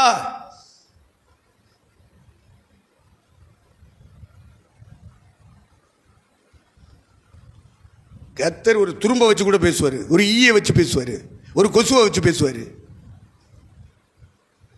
பாம்பை போல் உணாவுள்ளவர்களா இருங்கள், பாம்பை வச்சு பேசுவார். புறாவை போல் கபடற்றவர்களா இருங்கள், புறாவை வச்சு பேசுவார். ஓநாய்களுக்குள்ளே ஆடுகளை அனுப்ப மாட்டாங்க, நான் உங்களை அனுப்புறேன்டா. ஓநாய்க்குள்ளே எவனாவது ஆட அனுப்புவானா? நான் அனுப்புறேன்டாங்கிறாரு. ஏன்? இவங்க மேலே அவ்வளவு நம்பிக்கை ஆண்டவருக்கு. எவனாவது அனுப்புவானா? அந்த 12 பேர் மேலேயும் அவ்வளவு நம்பிக்கை. இவங்களை இந்த ஓநாய்களுக்குள்ளே அனுப்புறது மாதிரி நம்ம அனுப்புனாலும் இவன் டபாய்ச்சி டைவர்ட் ஆகி வந்துடுவான். இவன் கிருபை உள்ளவன். இவனுக்கு மேலே இருக்கிற அபிஷேகத்தின் பலத்தினால் அவன் தப்பி வருவான். ஆண்டவருக்கு நம்பிக்கை இருக்குயா. ஓநாய்களுக்குள்ளே ஆடுகளை அனுப்புகிறது போல நான் உங்களை அனுப்புகிறேன். புறாக்களை போல கபடற்றவர்களாக இருங்கள், சர்ப்பத்தை போல வினாவுள்ளவர்களாக இருங்கள். அப்போது எதை எதை வச்சு நம்மளோட பேசணும்னு நினைக்கிறாரோ அதெல்லாம் வச்சு பேசுவாரியா. உனக்கு கண் இருந்தால் பார்ப்ப, உனக்கு காது இருந்தால் கேட்கும். காது உள்ளவன் கேட்க கடவன்.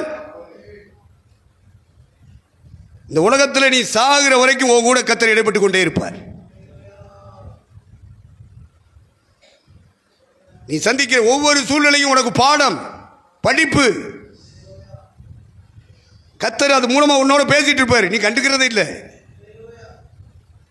நீ ஒரு வரையறை வச்சிருக்க, இப்படித்தான் ஏசுநாதர்னா பேசுவாரு, இப்படித்தான் ஆண்டவர் சொல்லுவாரு.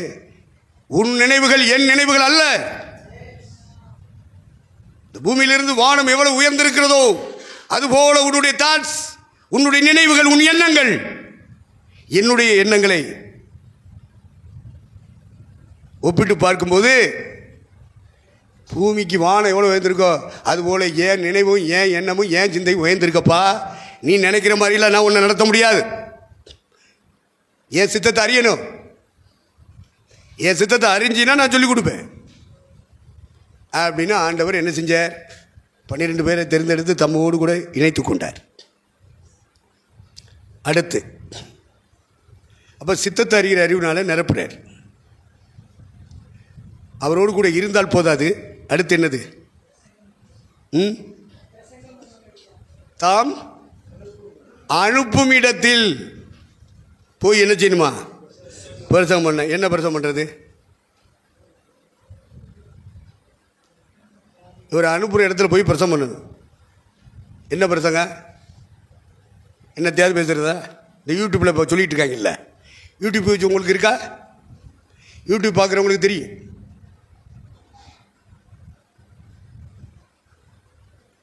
என்னென்னமோ வருது, என்னென்னமோ பேசுகிறாங்க.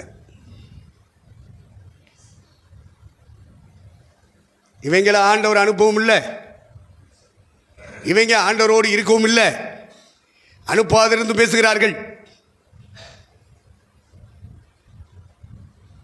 நான் சொல்லாதிருந்தும் சொல்லுகிறார்கள். எரேமியாவை கொண்டு கர்த்தர் பேசுகிறார். நான் அனுப்பவே இல்லை, அவங்கள நான் அழைக்கலை, நான் அவங்கள தெரிந்தெடுக்கலை, நான் அவங்கள அனுப்பலை. ஆனாலும் போகிறாங்க, ஊழியம் செய்கிறாங்க, அவங்க பொழப்பு நடக்குது.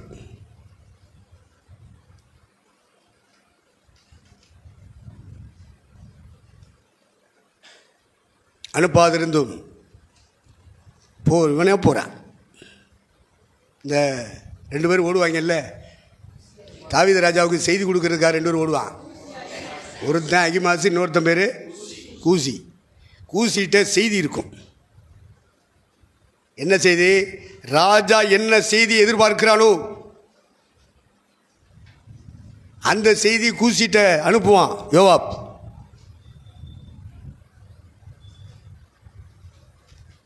கூசியா அகிமாசா? அகிமாசிட்ட செய்தி இருக்குமா? அப்போ 2 பேர் போறான். 2 பேருமே செய்தி தொடர்பாளர்கள். யுத்தத்தில் வெற்றியா தோல்வியா அப்படின்ற செய்தி அங்கே போகணும் ராஜாவுக்கு. அதில் ராஜா விசேஷமாக எதிர்பார்க்குறான். தான் மயன் அப்துல்லாம் சோமா இருக்கானா, அதுதான் அவனுக்கு வேண்டிய செய்தி. வேகமாக விடுவான். செய்தி இல்லாதவன், மெசேஜ் இருக்காது. ஆனால் எல்லாருடைய பார்வையிலையும் முந்தி ஓடிடுவான். இவன் ராஜா கேட்குறான், என்னப்பா மகன் அப்துல்லாம் சோமா இருக்கானா? அது நான் வரும்போது ஒரு சத்தமாக இருந்துச்சியா, அதனால் ஒரு சந்தடியாக இருந்தது எனக்கு தெரியாது. சரி அப்படி நில்லு. அடுத்து 2வது ஒருத்தன் வர்றேன், அவன் தான் செய்தியாளர். அவன் வந்த உடனே ராஜா கேட்டான், என்னப்பா அப்சலோம் சோமா இருக்கானா? உங்களுடைய எதிரிகளுக்கு என்ன நடக்குமோ அது நடந்துரு. அப்சலோமே என் மகனே, தேவசித்தம் செய்ய வந்தேன். குடும்ப பற்று பாசம் அவனை அலற வைக்குது, அழ வைக்குது. அவன் என்ன தேவசித்தம் செஞ்சான்? அவன் செஞ்சது புதிய ஏற்பாட்டு தேவசித்தமா? 10 பொண்டாட்டிக்காரன் அவன்லாம் தேவசித்தம் செஞ்சான்னு பைபிள் எழுதிக்கொண்டு அவன் தேவசித்தம் செஞ்சான்னு சொல்கிறான். இந்த கல்யாணம் முடிச்சவன் போகிறான். டேய் பத்தான் பார்க்குறேன், சேகரில் இருக்கா, பரவாயில்லையா? கர்த்தருக்கு சோத்திரம். ஒரு நல்ல கவனிங்க, இறை சித்தம் செய்கிறவன் யார்? புதிய ஏற்பாட்டு ஊழியக்காரன் யார்? இதெல்லாம் கண்டுபிடிக்கணும், பகுத்தறிவு வேணும். சாசி ஏமாத்திக்கிட்டு இருக்கான், சபையை மோசம் போய்கிட்டு இருக்கான். நீங்களும் நானும் தப்பணும். அதுக்காக தான் இந்த ராத்திரி வேளையில் இந்த வார்த்தைகளை நினைப்பூட்டுகிறார் கர்த்தர். இனி காலம் செல்லாது, ரொம்ப கேர்ஃபுல்லாக இருக்கணும். கேர்லெஸ் பண்ணிடுவான் பிசாசு.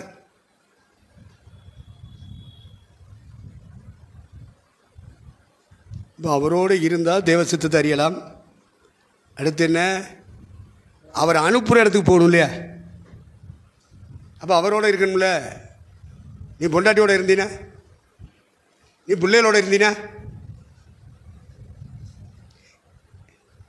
நீ குடும்பத்துக்குள்ளே இருந்தீனா, எப்படி அவர் அனுப்புவார்? எப்படி அனுப்புவார்? இந்த 12 பேர் என்ன பண்ணாங்க தெரியுமா? ஃபேமிலியை விட்டுட்டு வெளியே வந்துட்டான். எவனா சொல்லிக் கொடுப்பானா? எந்த ஊழியக்காரனாவது ஊழியக்காரையா சொல்லிக் கொடுப்பாளா? சொல்ல மாட்டாங்க. 3 வருஷம் அவங்க வீட்டு வாசல் பக்கமே திரும்பி பார்க்கல.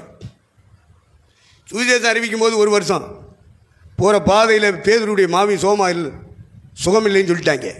உடனே ஆண்டவர்கிட்ட போய் சொல்கிறேன், ஐயா சுவிசேஷம் அறிவிக்க போகிற பாதையில் என் மாமிக்கு சோமில்லைன்னு சொல்கிறாங்க, அந்த பாதையில் தான் வீட்டு வாசல் வழியே தான் போகணும். உடனே உள்ளே போனார், சோத்திரம் பண்ணார், அவர் கையை பிடிச்சி தூக்கி விட்டார். உடனே காப்பி ஏதாவது கொடுக்குறமேன்னு சொல்லிட்டு கொடுத்தாங்க. பேச்சு ஒரு நாளாகிலும் 3 ஆண்டு காலத்தில் இந்த 12 பேரை தேவன் செலக்ட் பண்ணாரே, அவரோடு தான் அவர்கள் இருந்தார்கள். உறவுகளோடு இல்லை, உடைமைகளோடு இல்லை, உரிமைகளோடு இல்லை. தனக்கு உண்டான எல்லாவற்றையும் வெறுத்து விடாவிட்டால் அவன் எனக்கு ஊழியக்காரனாக இருக்க லாயக்கில்லை. இப்படி வரணும்ல, இதை சொல்லிக் கொடுக்கணும்ல. இதை விட்டுட்டு எதை சொல்லிக் கொடுக்குறான் பிரசங்கத்தில்?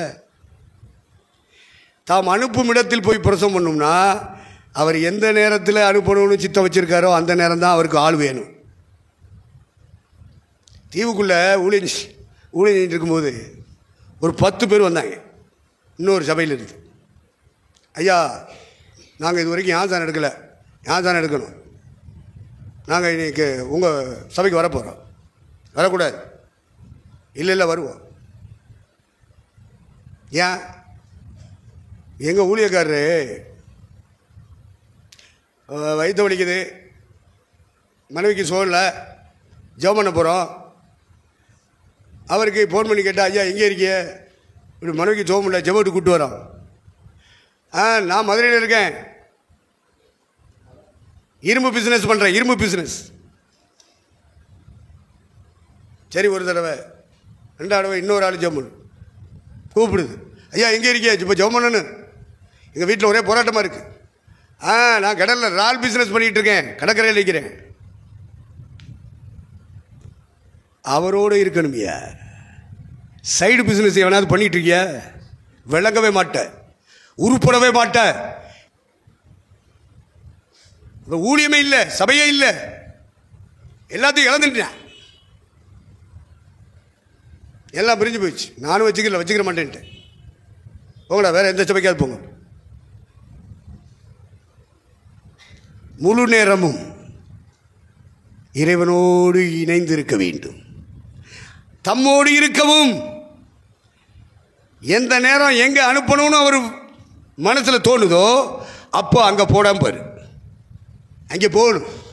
நீ இதுகளோடு கடந்து சிக்கிக்கிட்டு உள்ளே கடந்துக்கிட்டு ஆண்டவரே சித்தஞ்சயனும் தலையாட்டுறதுனால அவர் அங்கே உட்காந்துக்கிட்டு தலையாட்டிகிட்டு இருப்பார்.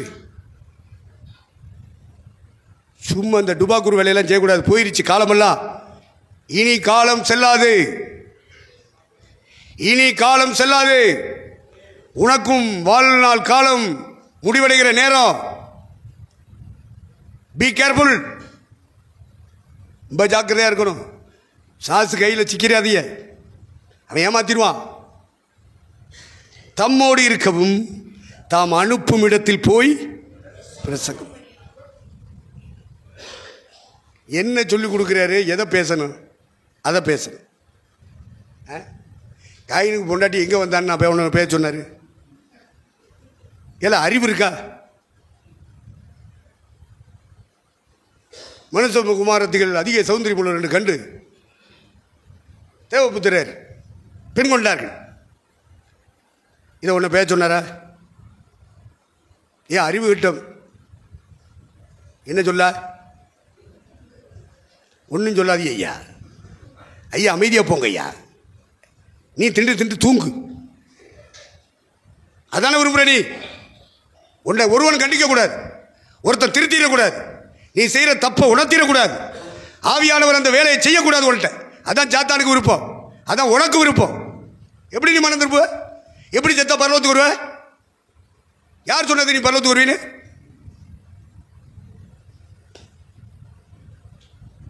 தம்மோடு இருக்கனே 3 வருஷ காலம். ஏசுனார் எப்படி வீட்டை விட்டுட்டு வெளியே வந்தாரோ அதுபோல் 12 பேர் வீட்டை விட்டுட்டு வெளியே வந்துட்டாங்க. அவர் எப்படி தச்சு தொழிலை விட்டுட்டு அவருடைய சொந்த தொழில் குலத்தொழிலை விட்டுட்டு வெளியே வந்தாரோ அதுபோல் இவங்க போட்டு மீன் பிடிக்கிறது வலை அதை விட்டுட்டு வெளியே வந்துட்டான். உறவுகளை விட்டான், உடைமைகளை விட்டான். அவங்களுக்குன்னு இந்த பூமியில் சில உரிமைகள் இருந்தது, அந்த ரைட்ஸை கிளைம் பண்ணலை. அவமானம் அடைவதற்கு பாத்திரராக எண்ணப்பட்டபடியால் ஆலோசனை சங்கத்தை விட்டு சந்தோஷமாய் புறப்பட்டு போனார்கள். அவமானங்களையும் நிந்தைகளையும் ஏற்கும்படியாக ஆவியானவர் வழி நடத்தும் பொழுது அவமானம் வரக்கூடாது, நிந்தை வரக்கூடாது, ஒருத்தன் ஒன்று சொல்லிடக்கூடாது. உனக்குள்ளே இருக்கிறது பரிசுத்த ஆவியா? மனுஷ ஆவி. அவர் அவமானத்துக்கு உமிழ் இருக்கும் தன் முகத்தை மறைக்கவில்லை. முகம் கொடுக்கணும். அவமானத்துக்கு தப்புறதுக்காக நீ சூழ்ச்சியான வேலை செய்யக்கூடாது. அதான் ரைட்ஸை கிளைம் பண்ணுற வேலை. அவர் தம்மை தாழ்த்தின போது நியாயம்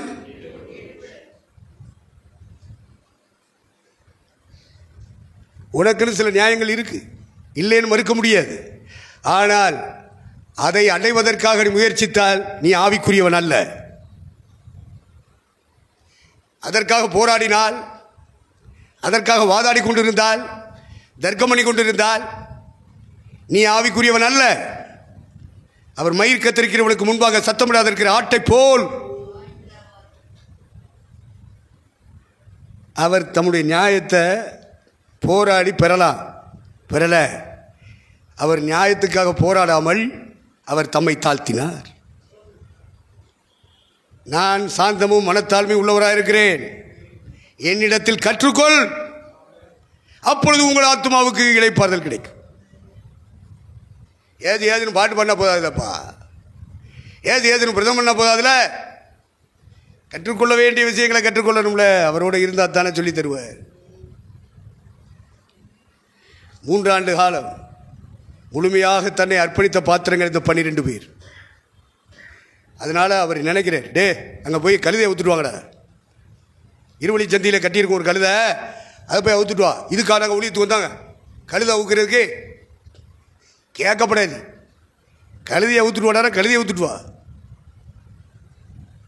அப்போ அவுக்கும்போது ஊருக்காரன் இப்படி பேசுவான், ஏண்டா அவுக்குறிய, இது ஆண்டவருக்கு சொல்லு. அப்போ அவங்கள்ட்ட என்ன சொல்லணும்னு சொல்லி கொடுக்குற பற்றியில் இந்த கம்யூனிட்டி சர்வீஸ் வைக்கணும். பஸ்கா பண்டிகை கொண்டாடணும். அப்போ அது அங்கே ஆட்டுக்குட்டி பிடிக்கணும், கோதுமை மாவு வாங்கணும், கிரேப் ஜூஸ் வாங்கணும், கீரை வாங்கணும். நீங்கள் 2 பேர் வா, ஜான் பீட்டர் 2 பேர் வா, அந்த வேலையை செய். நாங்கள் அப்போ சொல்லலாங்க, நாங்கள்லாம் இதெல்லாம் செய்ய முடியுமா?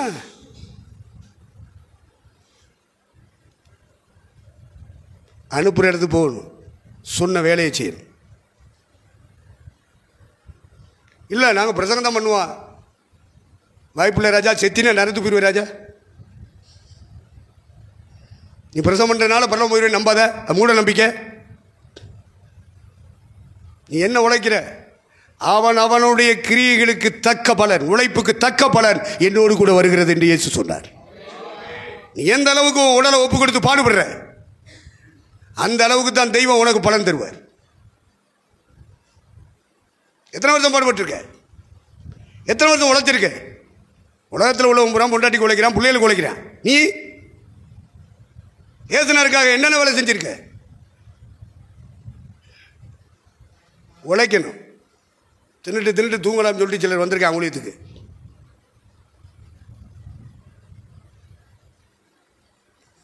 கத்தர் களை எடுத்துருவார், நான் எடுக்க மாட்டேன். கத்தரே களை எடுத்துருவார். என்ன அப்படி பார்க்குற? நீ எப்படி பார்த்தாலும் தான் சத்தியம். கத்தருக்கு மகிமை உண்டாகட்டும். சத்தியம் சத்தியமே. இந்த உலகத்தில் ஒரே ஒரு வாழ்க்கை, அந்த வாழ்க்கை சத்தியத்துக்காக வாழ்கிற வாழ்க்கையாக இருக்கணும், தேவ சித்தத்துக்காக வாழ்கிற வாழ்க்கையாக இருக்கணும், இயேசுநாதரை பின்பற்றுவதற்கான ஒரு வாழ்க்கையாக இருக்கணும். வேறு வாழ்க்கையை யாராவது தெரிந்து கொண்டால் அவர்கள் வெட்கப்படுவார்கள். நீங்கள் எப்படிப்பட்ட வாழ்க்கையை தேர்ந்தெடுக்கிறீங்க? இந்த 12 பேர் பாருங்கள், இந்த மாதிரி வாழ்க்கை தேர்ந்தெடு. ஏசு போதும் அப்படியே ஒப்பு கொடுத்துட்டாங்க. அதனால் கலையை ஊற்றுட்டு வான்னு சொன்னாலும் போகிறாங்க. அந்த மெத்த வீட்டில் போய் இந்த கம்பளை உரிச்சிருப்பாங்கடா, அந்த ரூமை செலக்ட் பண்ணுறான்னு சொன்னால் அங்கேயும் போகிறாங்க. அவர் தண்ணி கூட சுமந்துக்கிட்டு ஒரு ஆம்பளை போயிட்டு இருப்பான், அவனுக்கு பின்னாடி போங்கடான்னு சொல்லுறாரு, பின்னாடி போகிறாங்க. ஆண்டவர் என்ன எப்படி நடத்துவார், எப்படி கொண்டு போவார்? கிரேக்கருக்கு அது பைத்தியம், யூதர்களுக்கு அது இடரல். ரட்சிப்பை விரும்புகிறவர்களுக்கோ தேவ சாயலை அடைய வேண்டும் என்று ஓடுகிறவர்களுக்கோ இது தெய்வத்தினால் கொடுக்கப்படுகிற பலன். மற்றவனுக்கு இது பைத்தியமா தெரியும். மற்ற ஊழியக்காரர் இதெல்லாம் பைத்தியமா பேசுவான். அவனுக்கெல்லாம் சித்தம்னா என்னன்னு தெரியுமா? ஏசுநாதரை பின்பற்றினா என்னன்னு தெரியுமா? எத்தனை பைபிள் காலேஜ் என்னத்தையோ சொல்லிக் கொடுக்குறாங்க, இவங்க என்னத்தையோ படிக்கிறாங்க, என்னத்தையோ சொல்கிறாங்க. சித்தம்னா ஒன்றும் தெரியலை. அவ்வளோ பித்தம் முடிச்சு போயிருக்கான். ஆவியை பெற்றவர்கள் சொல்லுங்கள், வாயை திறந்து. ஆவியை பெற்றவர்கள் எந்த ஆவி? எந்த ஆவி? ஆவியை பெற்றவர்கள் பித்தம் கொண்ட மனுஷர்களாக இருக்கிறார்கள். அது வேறொரு ஆவி என்று பவுல் குறிப்பிடுகிறார். நாங்கள் பிரசங்கியாத இயேசுவை அவர்கள் பிரசங்கிக்கிறார்கள், நாங்கள் சொல்லாத சுவிசேஷத்தை அவர்கள் சொல்லிக் கொண்டிருக்கிறார்கள். அவங்களுக்குள்ள வர்ற ஆவி வேற ஆவி. 2 கொரிந்தியர் 11:4 வாசிங்க.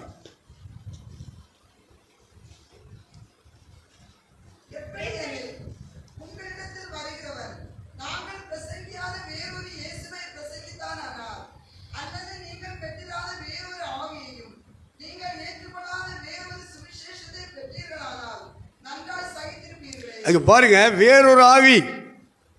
உங்களால் கண்டுபிடிக்க முடியுமா? அந்த ஆவி எப்படி இருக்கும்? அந்த ஆவி பேசுகிற அந்நிய பாஷை எப்படி இருக்கும்? ஒரு தடவை சிங்காரத்தோப்பில் கன்வென்ஷன், அப்போது அபிஷேக் கூட்டம் நடத்துகிற இடத்துல என்னை வச்சுருக்காரு. மக்கள் பந்தலில் நிற்கிறாங்க, பாட்டு பாடி பாட்டு பாடி பாட்டு பாடி ஆவியில் நிரப்பிட்டு இருக்கும். அப்படி ஒவ்வொரு நாளும் கன்வென்ஷன் நடக்குது. ஒருத்தன் முன்னாடி வந்து நிற்கான். அப்போ வெறும் ட்ரம்மு தானே, மியூசிக்லாம் கிடையாது. ட்ரம்மை தட்டி பாட்டை தொடங்கியாச்சு. முதல்ல ஆவியில் நிரம்புறான். இவன் ஆவியில் நிரம்பின ஒட்டுமொத்த சபையும் ஆவியில் நிரம்புது. சந்தேகப்படலை. அப்புறம் சில நிமிஷங்களுக்கு பிறகு மறுபடியும் பாட்டை தொடங்கும். இவன் தான் ஆவியில் நம்புறான். கீழே விழுகிறான், உருள்றான், புரள்றான்.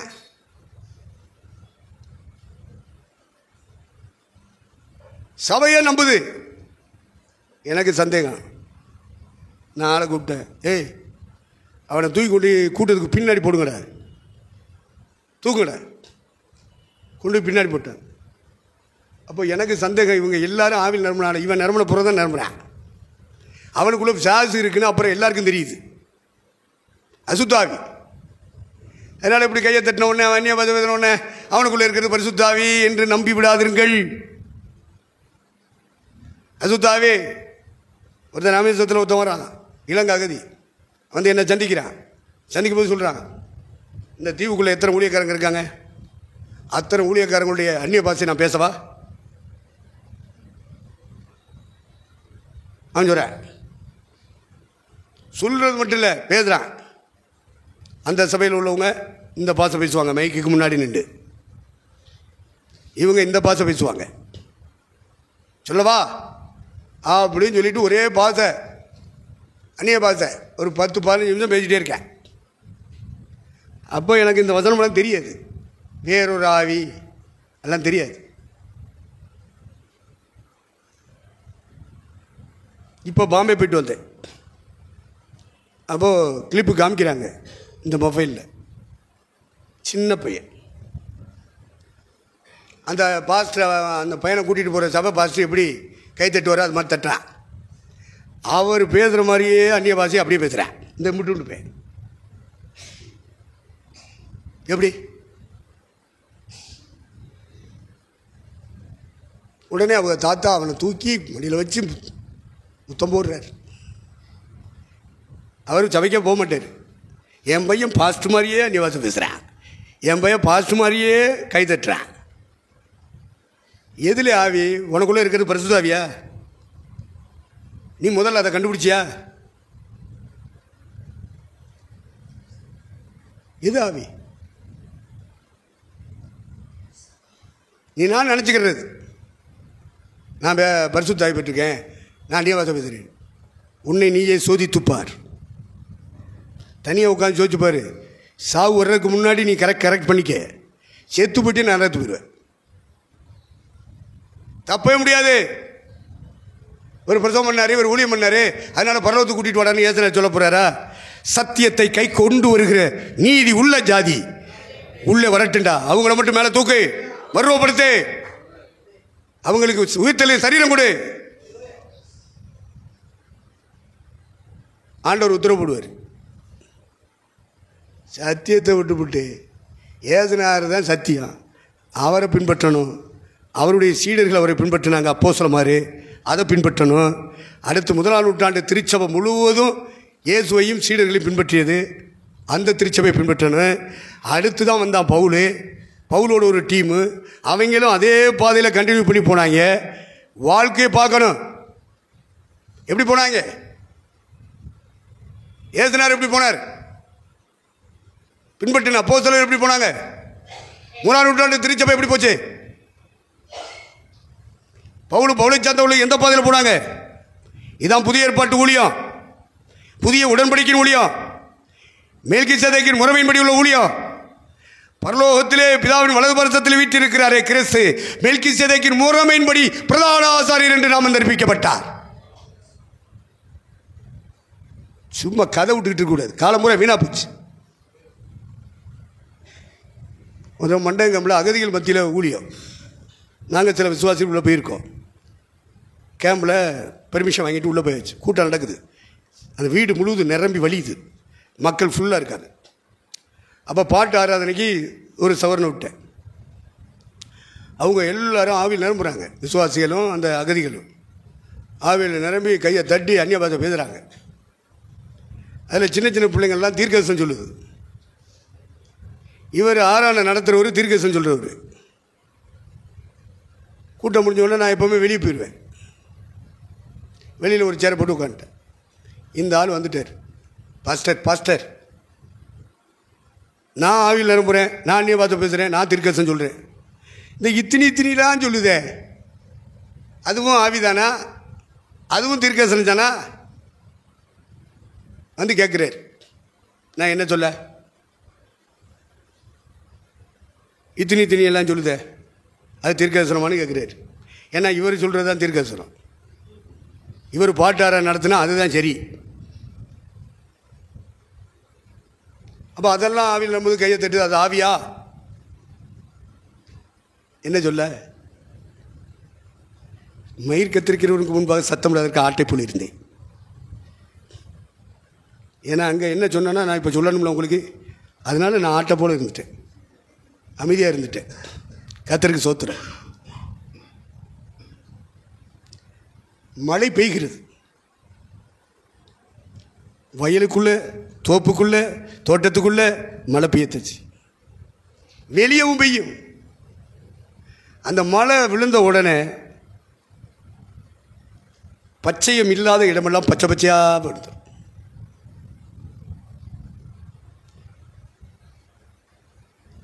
இதுபோல சபைக்குள்ளே இருக்கிற எல்லாரும் கை தட்டுவாங்க, எல்லாரும் அணிவாசம் பேசுவாங்க, எல்லாரும் குதிப்பாங்க, எல்லாரும் உருளுவாங்க, எல்லாம் நடக்கத்தான் செய்யும்.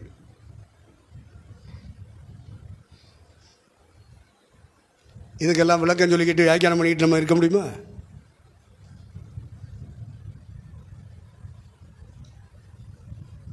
இல்லை, என்னால் ஜீர்ணிக்க முடியல. என்னாரு அதுக்கு நான் என்ன செய்ய?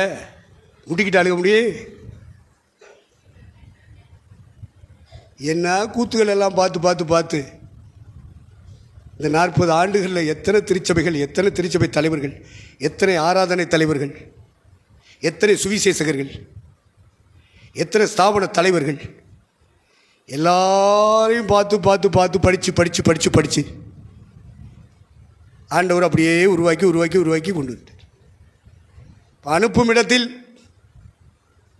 நம்ம போய் என்ன பேசணும், என்ன பிரசவம் பண்ணணும், ஃபண்டமெண்டல் டாக்டரினே தெரியல, அடிப்படை உபதேசம் தெரியாதவன்லாம் இன்னைக்கு பைபிளை தூக்கி பிரசவம் பண்ணுறான். அவன் 10-50 பேரை வச்சுருந்தானா நான் சபை நடத்துகிறேன்றான். அடிப்படை உபதேசம் எங்கே? அனுப்பும் இடத்தில் போய் பிரசவம் பண்ணணும். அனுப்பாமலே போகிறான், பிரசவம் பண்ணுறான், அது வேற. ஆனால் தேவ சித்தத்தின்படி இந்த உலகத்தில் வாழ வேண்டும் என்று தீர்மானித்த தேவனுடைய மனுஷர்கள் கவனிக்க வேண்டிய விஷயம், அடிப்படை உபதேசங்களை படிக்கணும். அப்போஸ்தலர் 2ஆம் அதிகாரத்திலே புதிய ஏற்பாட்டு ஊழியக்காரனுக்கு அடிப்படை உபதேசம் 1. எபிரேயர் 6ஆம் அதிகாரம் அடிப்படை உபதேசம், அது படிக்கணும். 3வது 66 புத்தகங்களை கையில் தந்திருக்காங்க பரிசுத்தவான்கள். இந்த 66 புத்தகங்களிலும் தேவன் சொல்லியவைகளை அறிந்திருக்க வேண்டும், அது ஒரு அடிப்படை உபதேசம். தேவன் பிதாவா இருக்கிறார், குமாரனா இருக்கிறார், பரிசுத்த ஆவியானவராக இருக்கிறார்னு சொல்லிட்டு இருக்கான் பத்தியா? அது மூவரா, ஒருவரா, இல்லை ஒருவரே மூவரா? இதெல்லாம் முழு வேதத்தை அறியணும். அநேக இதில் இல்லை. என்ன செய்ய?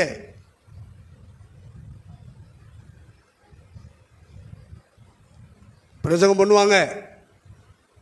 அடிப்படை உபதேசத்தை அறிந்தவர்களாக நாம் பிரசங்கம் பண்ண வேண்டும் என்று கர்த்தர் எதிர்பார்க்கிறார். அப்போஸ்தலருடைய 2ஆம் அதிகாரத்தை தெளிவாக படிச்சிருங்க. எபிரேயர் 6ஆம் அதிகாரத்தில் 1, 2, 3 தெளிவாக படிச்சிருங்க. 66 புத்தகத்தில் உள்ள மூல உபதேசங்களை படிச்சிருங்க. இதெல்லாம் தெரியாமல் வந்து நின்றுக்கிட்டு கையை தட்டிக்கிட்டு எழுப்புதல் எழுப்புதல் பவர் பயர். நான் புதிய உபதேசம் சொல்லுகிறேன். இந்த சேட்டையெல்லாம் மண்ணுக்கு இந்த 12 பேருக்குள்ள இந்த சேட்டை பண்ண முடியாது. நூதன உபதேசம், பிசாசு அடைந்த ஆக்கினியிலே அவர்கள் பங்கெடுப்பார்கள். நூதன உபதேசம்னா புதிய உபதேசம். ஃபண்டமெண்டல் டாக்டரின் தெரியாது. 66 புத்தகத்தில் என்ன எழுதி தந்திருக்கிறார் தெரியாது. ஏன் தெரிஞ்சது போல பிரசங்கம் பண்ணுவான்.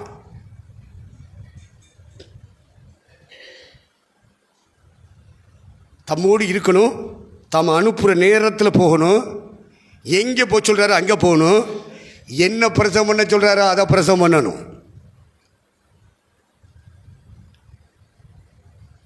அநேக போதனைகள் வருகிறது, அப்படிப்பட்ட காலத்தில் நம்ம வாழ்ந்துட்டுருக்கோம். நம்ம தப்பணும். ஆண்டவருக்கு மகிமை உண்டாகட்டும். சிக்கிறாதியே.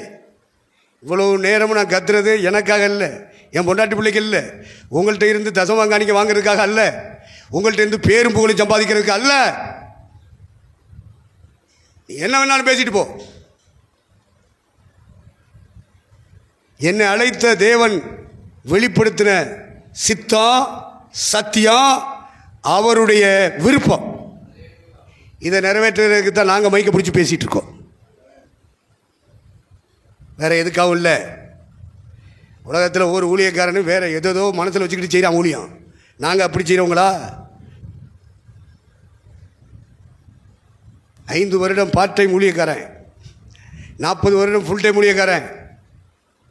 அசைக்க முடியாது. எவனும் டுபாக்கூர் பண்ண முடியாது.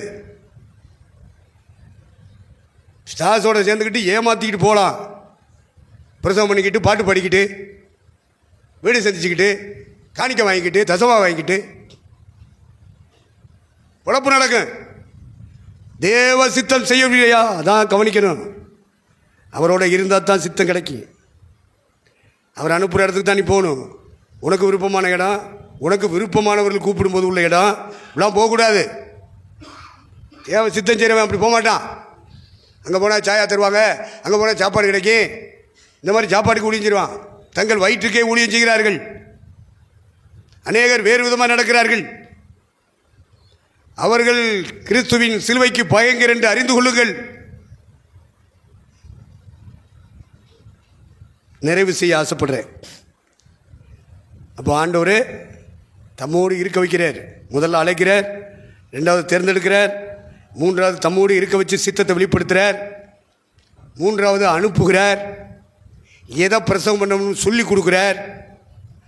அதுக்கடுத்து பிசாசை துரத்தணும், வியாதிகளை குணமாக்கும். இதாயா ஊழியத்தின் அழைப்பு. நீ ஊழியத்துக்கு வந்து எத்தனை பிசாசை விரட்டியிருக்க? எத்தனை பேருக்கு சுகம் கொடுத்துருக்க? ஊழியம்னு என்ன பிரசவம் பண்ணிட்டு போகிறதா, பாட்டு பாடிட்டு போகிறதா? அது சாத்தான் சொல்லி கொடுப்பான். அப்படி 12 பேரை தேவன் அழைத்தாரே, தெரிந்தெடுத்தாரே, தம்மோடு கூட வைத்து 3 ஆண்டு காலம் கற்றுக் கொடுத்தாரே, அனுப்புகிற இடங்களுக்கு அவர்களை போக வைத்தாரே, கீழ்ப்படிய செய்தாரே, என்ன பிரசவம் பண்ண வேண்டும் சொல்லிக் கொடுத்தாரே. மனம் திரும்புதலும் பாவ மன்னிப்பும் எருசலேம் தொடங்கி சர்வ தேசத்துக்கும் போய் சேரணும். அதெல்லாம் பிரசங்கம் பண்ணணும். மனம் திரும்புதலை பற்றி பிரசங்கமே இல்லையே. பாவ மன்னிப்பை எப்படி பெற்றுக்கொள்கிறதுங்கிற பேச்சே இல்லையே. அகில உலகத்துக்கும் போய் சேரணுமே. மனம் திரும்புதல்லாம் என்னன்னு சொல்லு. சிலையை கும்பிட்றதை மட்டும் விட்டுட்டா மனம் திரும்புதலா? தண்ணி அடிக்கிறத மட்டும் விட்டுட்டா அது மனம் திரும்புதலா? விபச்சாரம் வேசித்தனத்தை விட்டுட்டா அது மனம் திரும்புதலா? தேவ சித்தம் செய்கிறதுக்காக உன் மனசை திருப்புற பாரு, அதான் மனம் திரும்புதல். அது விளக்காம இத்தனை வருஷமும் காலத்தை கடத்திட்ட. இனி காலம் செல்லாது. சாகிறதுக்கு முன்னாடி தேவ சித்தம் செய்கிறதுக்கு உன் மனசை திருப்பு. நான் என்ன செய்ய சித்தமாக இருக்கிறீர் என்று பவுல் கேட்டபோது கர்த்தர் போ சொல்லப்படும் சொல்லி ஒரு ஊழியக்காரனை அனுப்பி அவருடைய மனசில் இந்த சித்தத்தை சொல்லி கொடுத்தார்ல. புறஜாதிகளுக்கு முன்னாடி நிறுத்தணும், ராஜாக்களுக்கு முன்னாடி நிற்கணும், இஸ்ரவேல் ஜனங்களுக்கு முன்னாடி நிற்கணும். அதுக்காக நான் தெரிந்து கொண்ட பாத்திரம். அப்படி நடத்தும் போது எவ்வளவாய் பாடுபட வேண்டும், எவ்வளவாய் வேதனைகளை, சோதனைகளை, வலியை பொறுக்க வேண்டும் என்பதை நான் காண்பிப்பேன். அவன் சித்தம் செஞ்சான். சித்தம் செய்யறதுக்கு அநேகருக்கு சொல்லி கொடுத்தான், பிரசவம் பண்ண. நம்ம செய்ய வேண்டாமா? சாசை துரத்தணுமா இல்லையா? சாசு நம்மளை துரத்திக்கிட்டு இருக்கு. சாசு நம்ம துரத்தணும். அதுக்கு தானே அழைப்பு, அதுக்கு தானே தெரிந்து கொள்ளுதல், அதுக்காகத்தானே கிறிஸ்துவோடு கூட ஜெபத்தில் நெருங்கி போயிட்டே இருக்கோம். அதுக்காகத்தானே அனுப்புகிற இடத்துக்குலாம் போய் நமக்கு ஊழியம் செய்கிறோம். அது போதாதில்லை, பிரசவம் பண்ணால் போதாதில்லை, சாதம் வரட்டணுமே. ரெக்கார்டு இருக்கா? சாட்சி இருக்கா? நம்ம ஐயா சபாநாயகர் அந்தமான்லேருந்து வந்திருந்தார். அப்போ வந்து அரசமுகத்தில் இருந்தேன். வந்து பார்த்தார். பார்த்த உடனே எப்படி ஆண்டவருக்கு ஊழியம் செய்யணும், ஆண்டவர் என்ன சந்திச்சிட்டாரு, ரசித்துட்டாரு. இப்படி செய்யணும், நான் இப்படி கிராமங்களில் இப்படி செய்கிறேன். அப்போ என்ன தொட்டு ஜெபம் பண்ணுவார். நூற்றுக்கணக்கான கிராமங்கள் அலைஞ்சார். நீர் ஒரு ஆள் அலையக்கூடாது, இன்னொரு ஆளை கூட சேர்த்துக்கிறோம். எந்தெந்த கிராமம் போறீர், எந்தெந்த வீடுகளை சந்திக்கிறீர், யார் யாருக்கு ஜெபம் பண்ணுகிறீர், அதெல்லாம் நோட்டில் எழுதி, அதெல்லாம் வருங்காலத்தில் பயன்படும், சாட்சியாக சொல்ல வேண்டியிருக்கு அப்படின்னு பார்த்தா பல கிராமங்கள் போவார். சாசு ஓடித்தான் ஆகணும். அதனால தான் நம்மளுக்கு எல்லாத்துக்கும் தலைவராக வச்சுருக்கோம். ஆமாம், நமக்குள்ளே இருக்கிற பிசாசையில் அவர் விரட்டிடுவார்னு நம்புகிறேன். கர்த்தருக்கு சோத்திரம். கிராமங்களில் இருக்கிற பிசாசை ஒன்ஸ் அப்பான் எ டைம் விரட்டாரு. கிராமங்களே அதிர்ந்து போச்சு. வீடுகளில் அவ்வளவு அம்மாமாரு பாட்டிமாரு, கால் வலிக்குது, மூட்டு வலிக்குது, தலை வலிக்குது, கழுத்து வலிக்குது, உச்சந்தலைந்து உள்ளங்கால் வரைக்கும் எங்கே வலி இருந்தாலும் சரி, சோத்திரம் சோத்திரம் சோத்திரம் பூ சாசை பூ சாசை அப்படி ஜெபம் கொடுப்பாரு, சோமாயிரு. இப்படி நூற்றுக்கணக்கான கிராமங்களில் அலைஞ்சு திரிஞ்சு ஊழியத்தை துவக்கினாரியா. இன்றைக்கி அப்படி உட்காந்துக்கிட்டு இருக்காரு.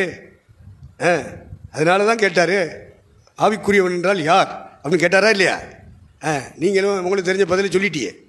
அவருக்கு சமயம் வரும்போது சொல்லி தருவார். சொல்லி தராவிட்டால் நான் கேட்பேன்னு சொல்லுவார் ஒருவர். கர்த்தருக்கு சோத்திரம். யார் கேட்டாலும் கேட்டால் நான் கேட்பேன் அப்படின்னு சொல்கிறார். கர்த்தருக்கு சோத்திரம். நம்முடைய சபாநாயகர் பிசாசுகளை துரத்தினவர், நூற்றுக்கணக்கான கிராமங்கள் சாட்சி, வியாதி நோய்களை நீக்கினவர்.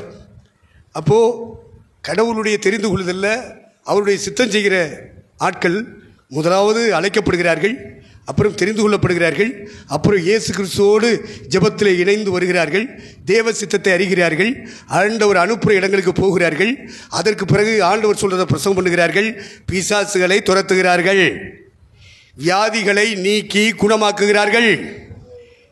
இது நம்ம ஐயாவை கொண்டு அது நடந்தது. கர்த்தருக்கு சோத்திரம். பரிசுத்த ஆவியானவர் ஆரம்ப காலங்களில் அப்படிலாம் அவரை கொண்டு அந்த வேலையை செஞ்சார். அதுக்கப்புறம் அப்படியே சபையாக கூட்டி சேர்த்தார். ரெட்டை ஊர்னியில் ஆரம்பித்தார். அதுக்கப்புறம் கடந்து அங்கே போனார் சிங்காரத்தோப்பு. அப்புறம் மாயாவளத்தில் தொடங்கினார். அப்புறம் கீழக்கரையில் தொடங்கினார். அப்புறம் திருப்புலானியில் தொடங்கினார். இத்தனை ஊழியங்களை அவர் தொடங்கி ஒவ்வொரு எல்லைக்குள்ளேயும் குறிப்பிட்ட மக்களை ரட்சிப்புக்குள்ளே, ஸ்நானத்துக்குள்ளே, அபிஷேகத்துக்குள்ளே, கிருபைக்குள்ளே, ஆராதனைக்குள்ளே கொண்டு வந்திருக்கார். இப்படியெல்லாம் ஆண்டவர் அவரை நடத்தி இருக்கிறத நான் பார்த்ததுனால சரி நமக்கு அவர் தலைவராக இருக்கட்டும். அப்போ தான் நம்மள்ட்ட இருக்கிற பிசாசை அவர் விரட்டுவார். நம்மள்ட்ட இருக்கிற பிசாசை விரட்டணுமா வேண்டாமா? என்னால் முடிக்கிற பரஞ்சோதி என்னெல்லாம் பிசாசு பயப்படாது, வரத்தான் செய்யும். அந்த பிசாசோடு போராடி நாம் ஜெயிச்சு தான் ஆகணும். நிறைவுக்கு நேரம் வர்றேன். வீட்டில் போய் வாசித்துக் கொள்ளுங்கள். என்னாகமத்தின் புத்தகம் 13ஆம் அதிகாரம் 14ஆம் அதிகாரம். இந்த அதிகாரத்தில் 2 குரூப் ஊழியக்காரங்களை பற்றி எழுதியிருக்கிறது. 12 ஊழியர்கள் மோசேயினால் செலக்ட் பண்ணப்பட்டவர்கள். அவர்களை வனாந்தரத்தில் இருந்து கொண்டு கானான் தேசத்தை வேவு பார்க்கும்படியாக 12 கோத்திரத்திலும் இருந்து 12 கோத்திர தலைவர்களை தெரிந்தெடுத்து அவர்களை கானான் தேசத்தை சுற்றி பார்க்கும்படியாக, வேவு பார்க்கும்படியாக அவர்களை மோசே அனுப்புகிறார். இவர்கள் அந்த கானான் தேசத்துக்குள் பிரவேசிக்கிறார்கள். கானான் தேசத்தை சுற்றி பார்க்கிறார்கள். கோட்டை கொத்தளங்களை சுற்றி பார்க்கிறார்கள். மலைகளையும் குன்றுகளையும் தோட்டங்களையும் தோப்புகளையும் அவர்கள் சுற்றி சுற்றி பார்க்கிறார்கள். பார்த்தது மட்டுமல்ல, அங்கே இருக்கிற கனி வர்க்கங்கள் பாலும் தேனும் ஓடுகிற தேசம்தானா? அந்த மண் வளப்பமானதா இளப்பமானதா? அங்கே வாழ்கிற மக்கள் குடியவர்களா? எப்படிப்பட்டவர்கள்? இதெல்லாம் மக்களை பார்த்துட்டு வா, மண்ணை சோதித்து பார்த்துட்டு வா, அங்கே விளையிற கனி வர்க்கத்தை எல்லாம் பார்த்துட்டு வா, கொஞ்சம் கனி வர்க்கத்தை கொண்டு வா என்று சொல்லி 12 கோத்திரங்களிலும் இருந்து 12 கோத்திர தலைவர்களை தெரிந்தெடுத்து மோசே அவர்களை அனுப்புகிறார். அவர்கள் போய் தேசத்தை சுற்றி பார்க்கிறார்கள். என்ன சொல்லிவிட்டாரோ நடத்திப்புக்காரன் தலைவன் அப்படியே கீழ்ப்படிந்து பிரவேசித்தார்கள். கானானை சுற்றி சுற்றி வந்தார்கள். அங்கே உள்ள கனி வர்க்கங்களை எல்லாம் பார்த்து பறித்து புசித்தார்கள், ருசித்தார்கள், எல்லாம் செய்தார்கள். பிறகு கொஞ்சம் கனிகளையும் சுமந்து கொண்டு வந்தார்கள். வந்தபோது சபை மக்களை எல்லாம் கூட்டி சேர்த்து சபை மக்கள் மத்தியிலே போய் வந்த செய்தியை சொல்லுகிறார்கள். அதிலே 10 பேர் ஒரு செய்தி சொல்லுகிறார்கள், 2 பேர் அதற்கு எதிரான ஒரு செய்தியை சொல்லுகிறார்கள். இதுதான் இந்த கூட்டத்தின் இந்த இறுதி வேளையிலே பரலோக தேவ ஆவியானவர் நமக்கு தருகிற பாடம், படிப்பு, வார்த்தை. தேவனுக்கு மகிமை உண்டாகட்டும். கானான் தேசத்தை பார்த்தார்களே, 12 ஊழியர்கள் பார்த்தார்கள். அவர்களுக்கு ஒரு தரிசனம், தேசத்தை குறித்த தரிசனம் உண்டு. தேசத்தை குறித்த தரிசனம் மட்டுமல்ல, அங்கே விளைந்த கனிகளை பறித்து புசித்தார்கள். அந்த தண்ணீரை குடித்தார்கள், புசித்தார்கள், குடித்தார்கள், தரிசித்தார்கள். இந்த புதிய ஏற்பாட்டு சபைக்குள்ளே இந்த புதிய ஏற்பாட்டு ஊழியத்தை செய்யும்படி அநேகர் வந்திருக்கிறார்கள். அவர்களிலே எல்லாரும் தரிசனம் உள்ளவர்கள், தேவனுடைய ராஜ்யத்தை குறித்த தரிசனம் உள்ளவர்கள், தேவ தூதர்களை குறித்த தரிசனம் உள்ளவர்கள், தேவனை குறித்த தரிசனம் உள்ளவர்கள், தேவனுடைய வாக்கு தத்தங்களை குறித்த தரிசனம் உள்ளவர்கள், அந்த கனிகளை பறித்தவர்கள், புசித்தவர்கள், அந்த தண்ணீரை குடித்தவர்கள், இப்படியெல்லாம் அனுபவித்துவிட்டு தேசத்தின் தரிசனத்தோடு தேசத்தில் விளைந்த கனிகளை புசித்து குடித்து ருசித்த பிறகு இப்பொழுது சபையை கூப்பிட்டு ஒரே இடத்திலே கூடி வரச் செய்து சாட்சி சொல்லுகிறார்கள். 10 பேர் சொல்லுகிறார்கள், இடம் நல்லது, பாலும் தேனும் ஓடுகிற தேசம்தான், அங்கே கோட்டை கொத்தளங்கள் இருக்கிறது, அந்த ராஜ்யத்தை, அந்த தேசத்தை நாம் ஜெயிக்க முடியாது. அங்கே வாழ்கிற மக்கள் ராட்சசர்கள், நெடியவர்கள். எங்களை பார்த்தா வெட்டுக்கிளி போல இருக்கு. நாங்கள்லாம் ஆளா, அவன் இருக்கான் எத்தோ உயரம். ராட்சசர்கள் இருக்காங்க. அந்த கோட்டை கொத்தளத்தில் தொட முடியாது. அதனால் நாம் அதை ஜெயிக்க முடியாது, அவங்களோட போராடி வெற்றி பெற முடியாது. சொல்கிறவன் யாரு? ஊழியக்காரன். சபைக்கு நடுவில் பிரசங்கம் பண்ற பிரசங்கி யாரு? முடியாது, அதெல்லாம் முடியாது. இதை கேட்ட உடனே, அந்த செய்தியை கேட்ட உடனே அவ்வளோ பேர் உட்காந்து என்ன பண்ணாங்க? அவ்வளோ பேர் அழுகிறான். அமர்த்த முடியல. இவன் மோசே தலையில் அடிச்சுட்டு, ஆரோன் தலையில் அடிச்சுக்கிட்டு, என்னங்கடா ஒட்டுமொத்த சபையும் அலற விட்டுட்டாங்களே, அழுக வச்சுட்டாங்களே, என்ன செய்ய? போய் பார்த்துட்டு வந்தவன் சொல்கிறான், தேசத்தை பார்த்தவன், தரிசித்தவன், அதில் இருக்கிற கனிகளை ருசித்தவன், குடித்தவன் சாட்சி சொல்கிறான். அதில் 2 பேர் தனியாக வர்றாங்க, காலேப்பும் யோசுவாவும். ஒருத்தன் எப்ராஹிம் கோத்திரத்தான், ஒருத்தன் யூதா கோத்திரத்தான். இந்த 2 பேரும் என்ன சொன்னாங்க தெரியுமா? யாரும் அழாதீங்க, சபையாரே அமைதியா இருங்க, அவங்க சொல்றது உண்மைதான், உண்மைதான். ஆண்டவர் வாக்கு பண்ணின தேசத்தை ஜெயிக்க முடியாதுன்னு சொல்றாங்க. தங்களை பார்க்குறாங்க வெட்டுக்கிளி போல தான் இருக்கான், அவங்க ராட்சசனை போல இருக்கான். அது ஒவ்வொன்றும் பெரிய பெரிய கோட்டை கொத்தரமா இருக்கு. அதெல்லாம் நம்ம போராடி ஜெயிக்க முடியாது அப்படின்னு அவங்க சொன்னாங்க. பத்தியில அவங்க சொன்னது உண்மை. இதுபோல நிறைய பேர் உண்மை பேசுறான், தரிசனத்தை பேசுறான். ஆவியானவர் தருகிற கனிகளை ருசித்தவன் பேசுகிறான், தரிசனம் பார்த்தவன் பேசுகிறான். அகிரிப்பா ராஜாவே, அந்த பரம தரிசனத்துக்கு நான் கீழ்ப்படியாதவனாக இருக்கவில்லை. அதிக கல்வி உனக்கு பைத்தியம் உண்டாக்குகிறது. ஒருத்தன் சொல்றான், இன்னொருத்தன் சொல்றான், டே உன் பிரசனத்தை கேட்டுக்கிட்டே இருந்தா கொஞ்சம் குறைய நானும் கிறிஸ்தவனா மாறிடுவேன் போட்டு. என்னடா கொஞ்சம் குறைய? முழுவதும் நீ கிறிஸ்தவனா மாறணும்டா. அதுக்குத்தான் எங்க வாழ்க்கை அர்ப்பணிக்கப்பட்டு ஓடிக்கிட்டு இருக்கு. வேற எதையும் நாங்கள் நம்பி ஓடுகிறோமா? இல்லையே. தரிசனம் பார்த்தவர்கள், சொப்பனம் பார்த்தவர்கள், தீர்க்க தரிசனம் சொன்னவர்கள், பிரசங்கம் பண்ணினவர்கள், பாட்டு பாடினவர்கள், ஜெபக்கூட்டங்கள் நடத்தினவர்கள் தங்களுக்குள்ளேயே நம்பிக்கை இல்லை. நம்மளால் அந்த தேசத்துக்கு போக முடியாது, நமக்கு அந்த தேசம் கிடைக்காது, அதுக்காக இந்த உலகத்தில் என்னெல்லாம் சம்பாதிக்க முடியுமோ அவ்வளோத்தையும் சம்பாதிச்சிருவோம். எவ்வளோ லட்சாவதி ஆகணும், எவ்வளோ பெரிய கொடி சொன்னாங்கன்னு ஆயிடுவோம். நம்ம செத்தா பரலோகம் போக முடியாது. இவங்களுக்குள்ளே நல்ல தீர்மானம். அதனால் மக்கள் மன்றத்திலே சொல்கிறாங்க, அதெல்லாம் முடியாதியா, ஜெயிக்க முடியாது. இவங்க 2 பேரும் சொன்னாங்க, யார் அழுகாதிய, அவங்க சொன்னது உண்மையாக இருக்கும், உண்மைதான். அவங்க கண்டதை சொன்னாங்கய்யா, கண்டதை சொன்னாங்க, உண்மைதான். இந்த உலகத்தில் உண்மை பேசுகிறவன் நிறைய பேர் இருக்கான், உண்மைதான். ஆனால் காலேப்பு யோசுவாவும் பேசுறது கண்டதை அல்ல, உண்மையே அல்ல. அவர்கள் சொன்னது விசுவாச வார்த்தை. இதுதான் நிறைவு செய்தி. இங்கே கூடி வந்த உங்களுக்குள்ளே பரிசுத்த ஆவியானவர் விசுவாச கண்களை திறப்பாராக. இவங்க பார்த்தது ஊட கண்கள்.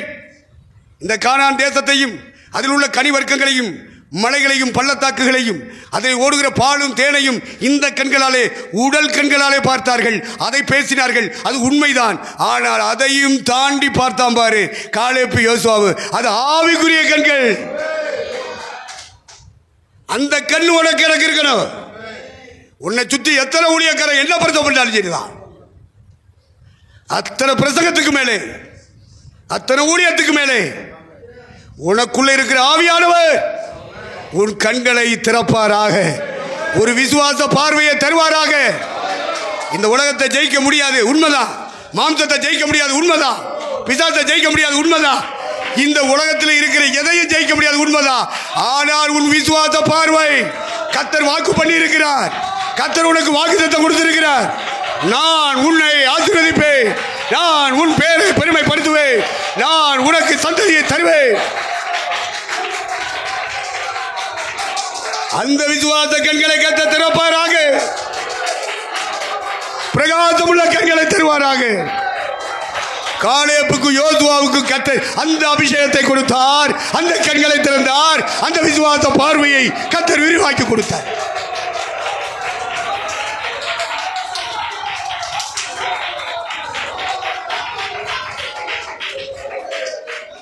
ஒரு கூட்டம் உங்களை சுற்றி என்னை சுற்றி பேசிட்டே தான் இருக்கு, பிரசவம் பண்ணிட்டு தான் இருக்கு, சபை நடத்திட்டு தான் இருக்கு. அவங்க பார்வை வேற, இங்கே கூடி வருகிற உங்க பார்வை என் பார்வை வேற. இது காலேப்பு யோசுவாவின் பார்வை. இந்த 10 பேர் சொன்னாங்களே செய்தி, பிரசங்கம் பண்ணாங்களே, ஜனங்களை அள வச்சாங்களே, குழப்பத்தை உண்டாக்குனாங்க. முடியாதியா, ஆண்டவர் வாக்கு பண்ணியிருந்தாலும் அதை ஜெயிக்க முடியாது, நமக்கு கிடைக்காதுன்னு தானே சொன்னாங்க. அடிமைத்தன ஆவிகள், மாம்சீக ஆவிகள், பிசாசின் ஆவிகள், வியாதி நோயை கொண்டு வருகிற தீய கிரியைகள், இதெல்லாம் முடியாது, ஜெயிக்க முடியாது, ஜெயிக்க முடியாதுன்னு சொல்லு.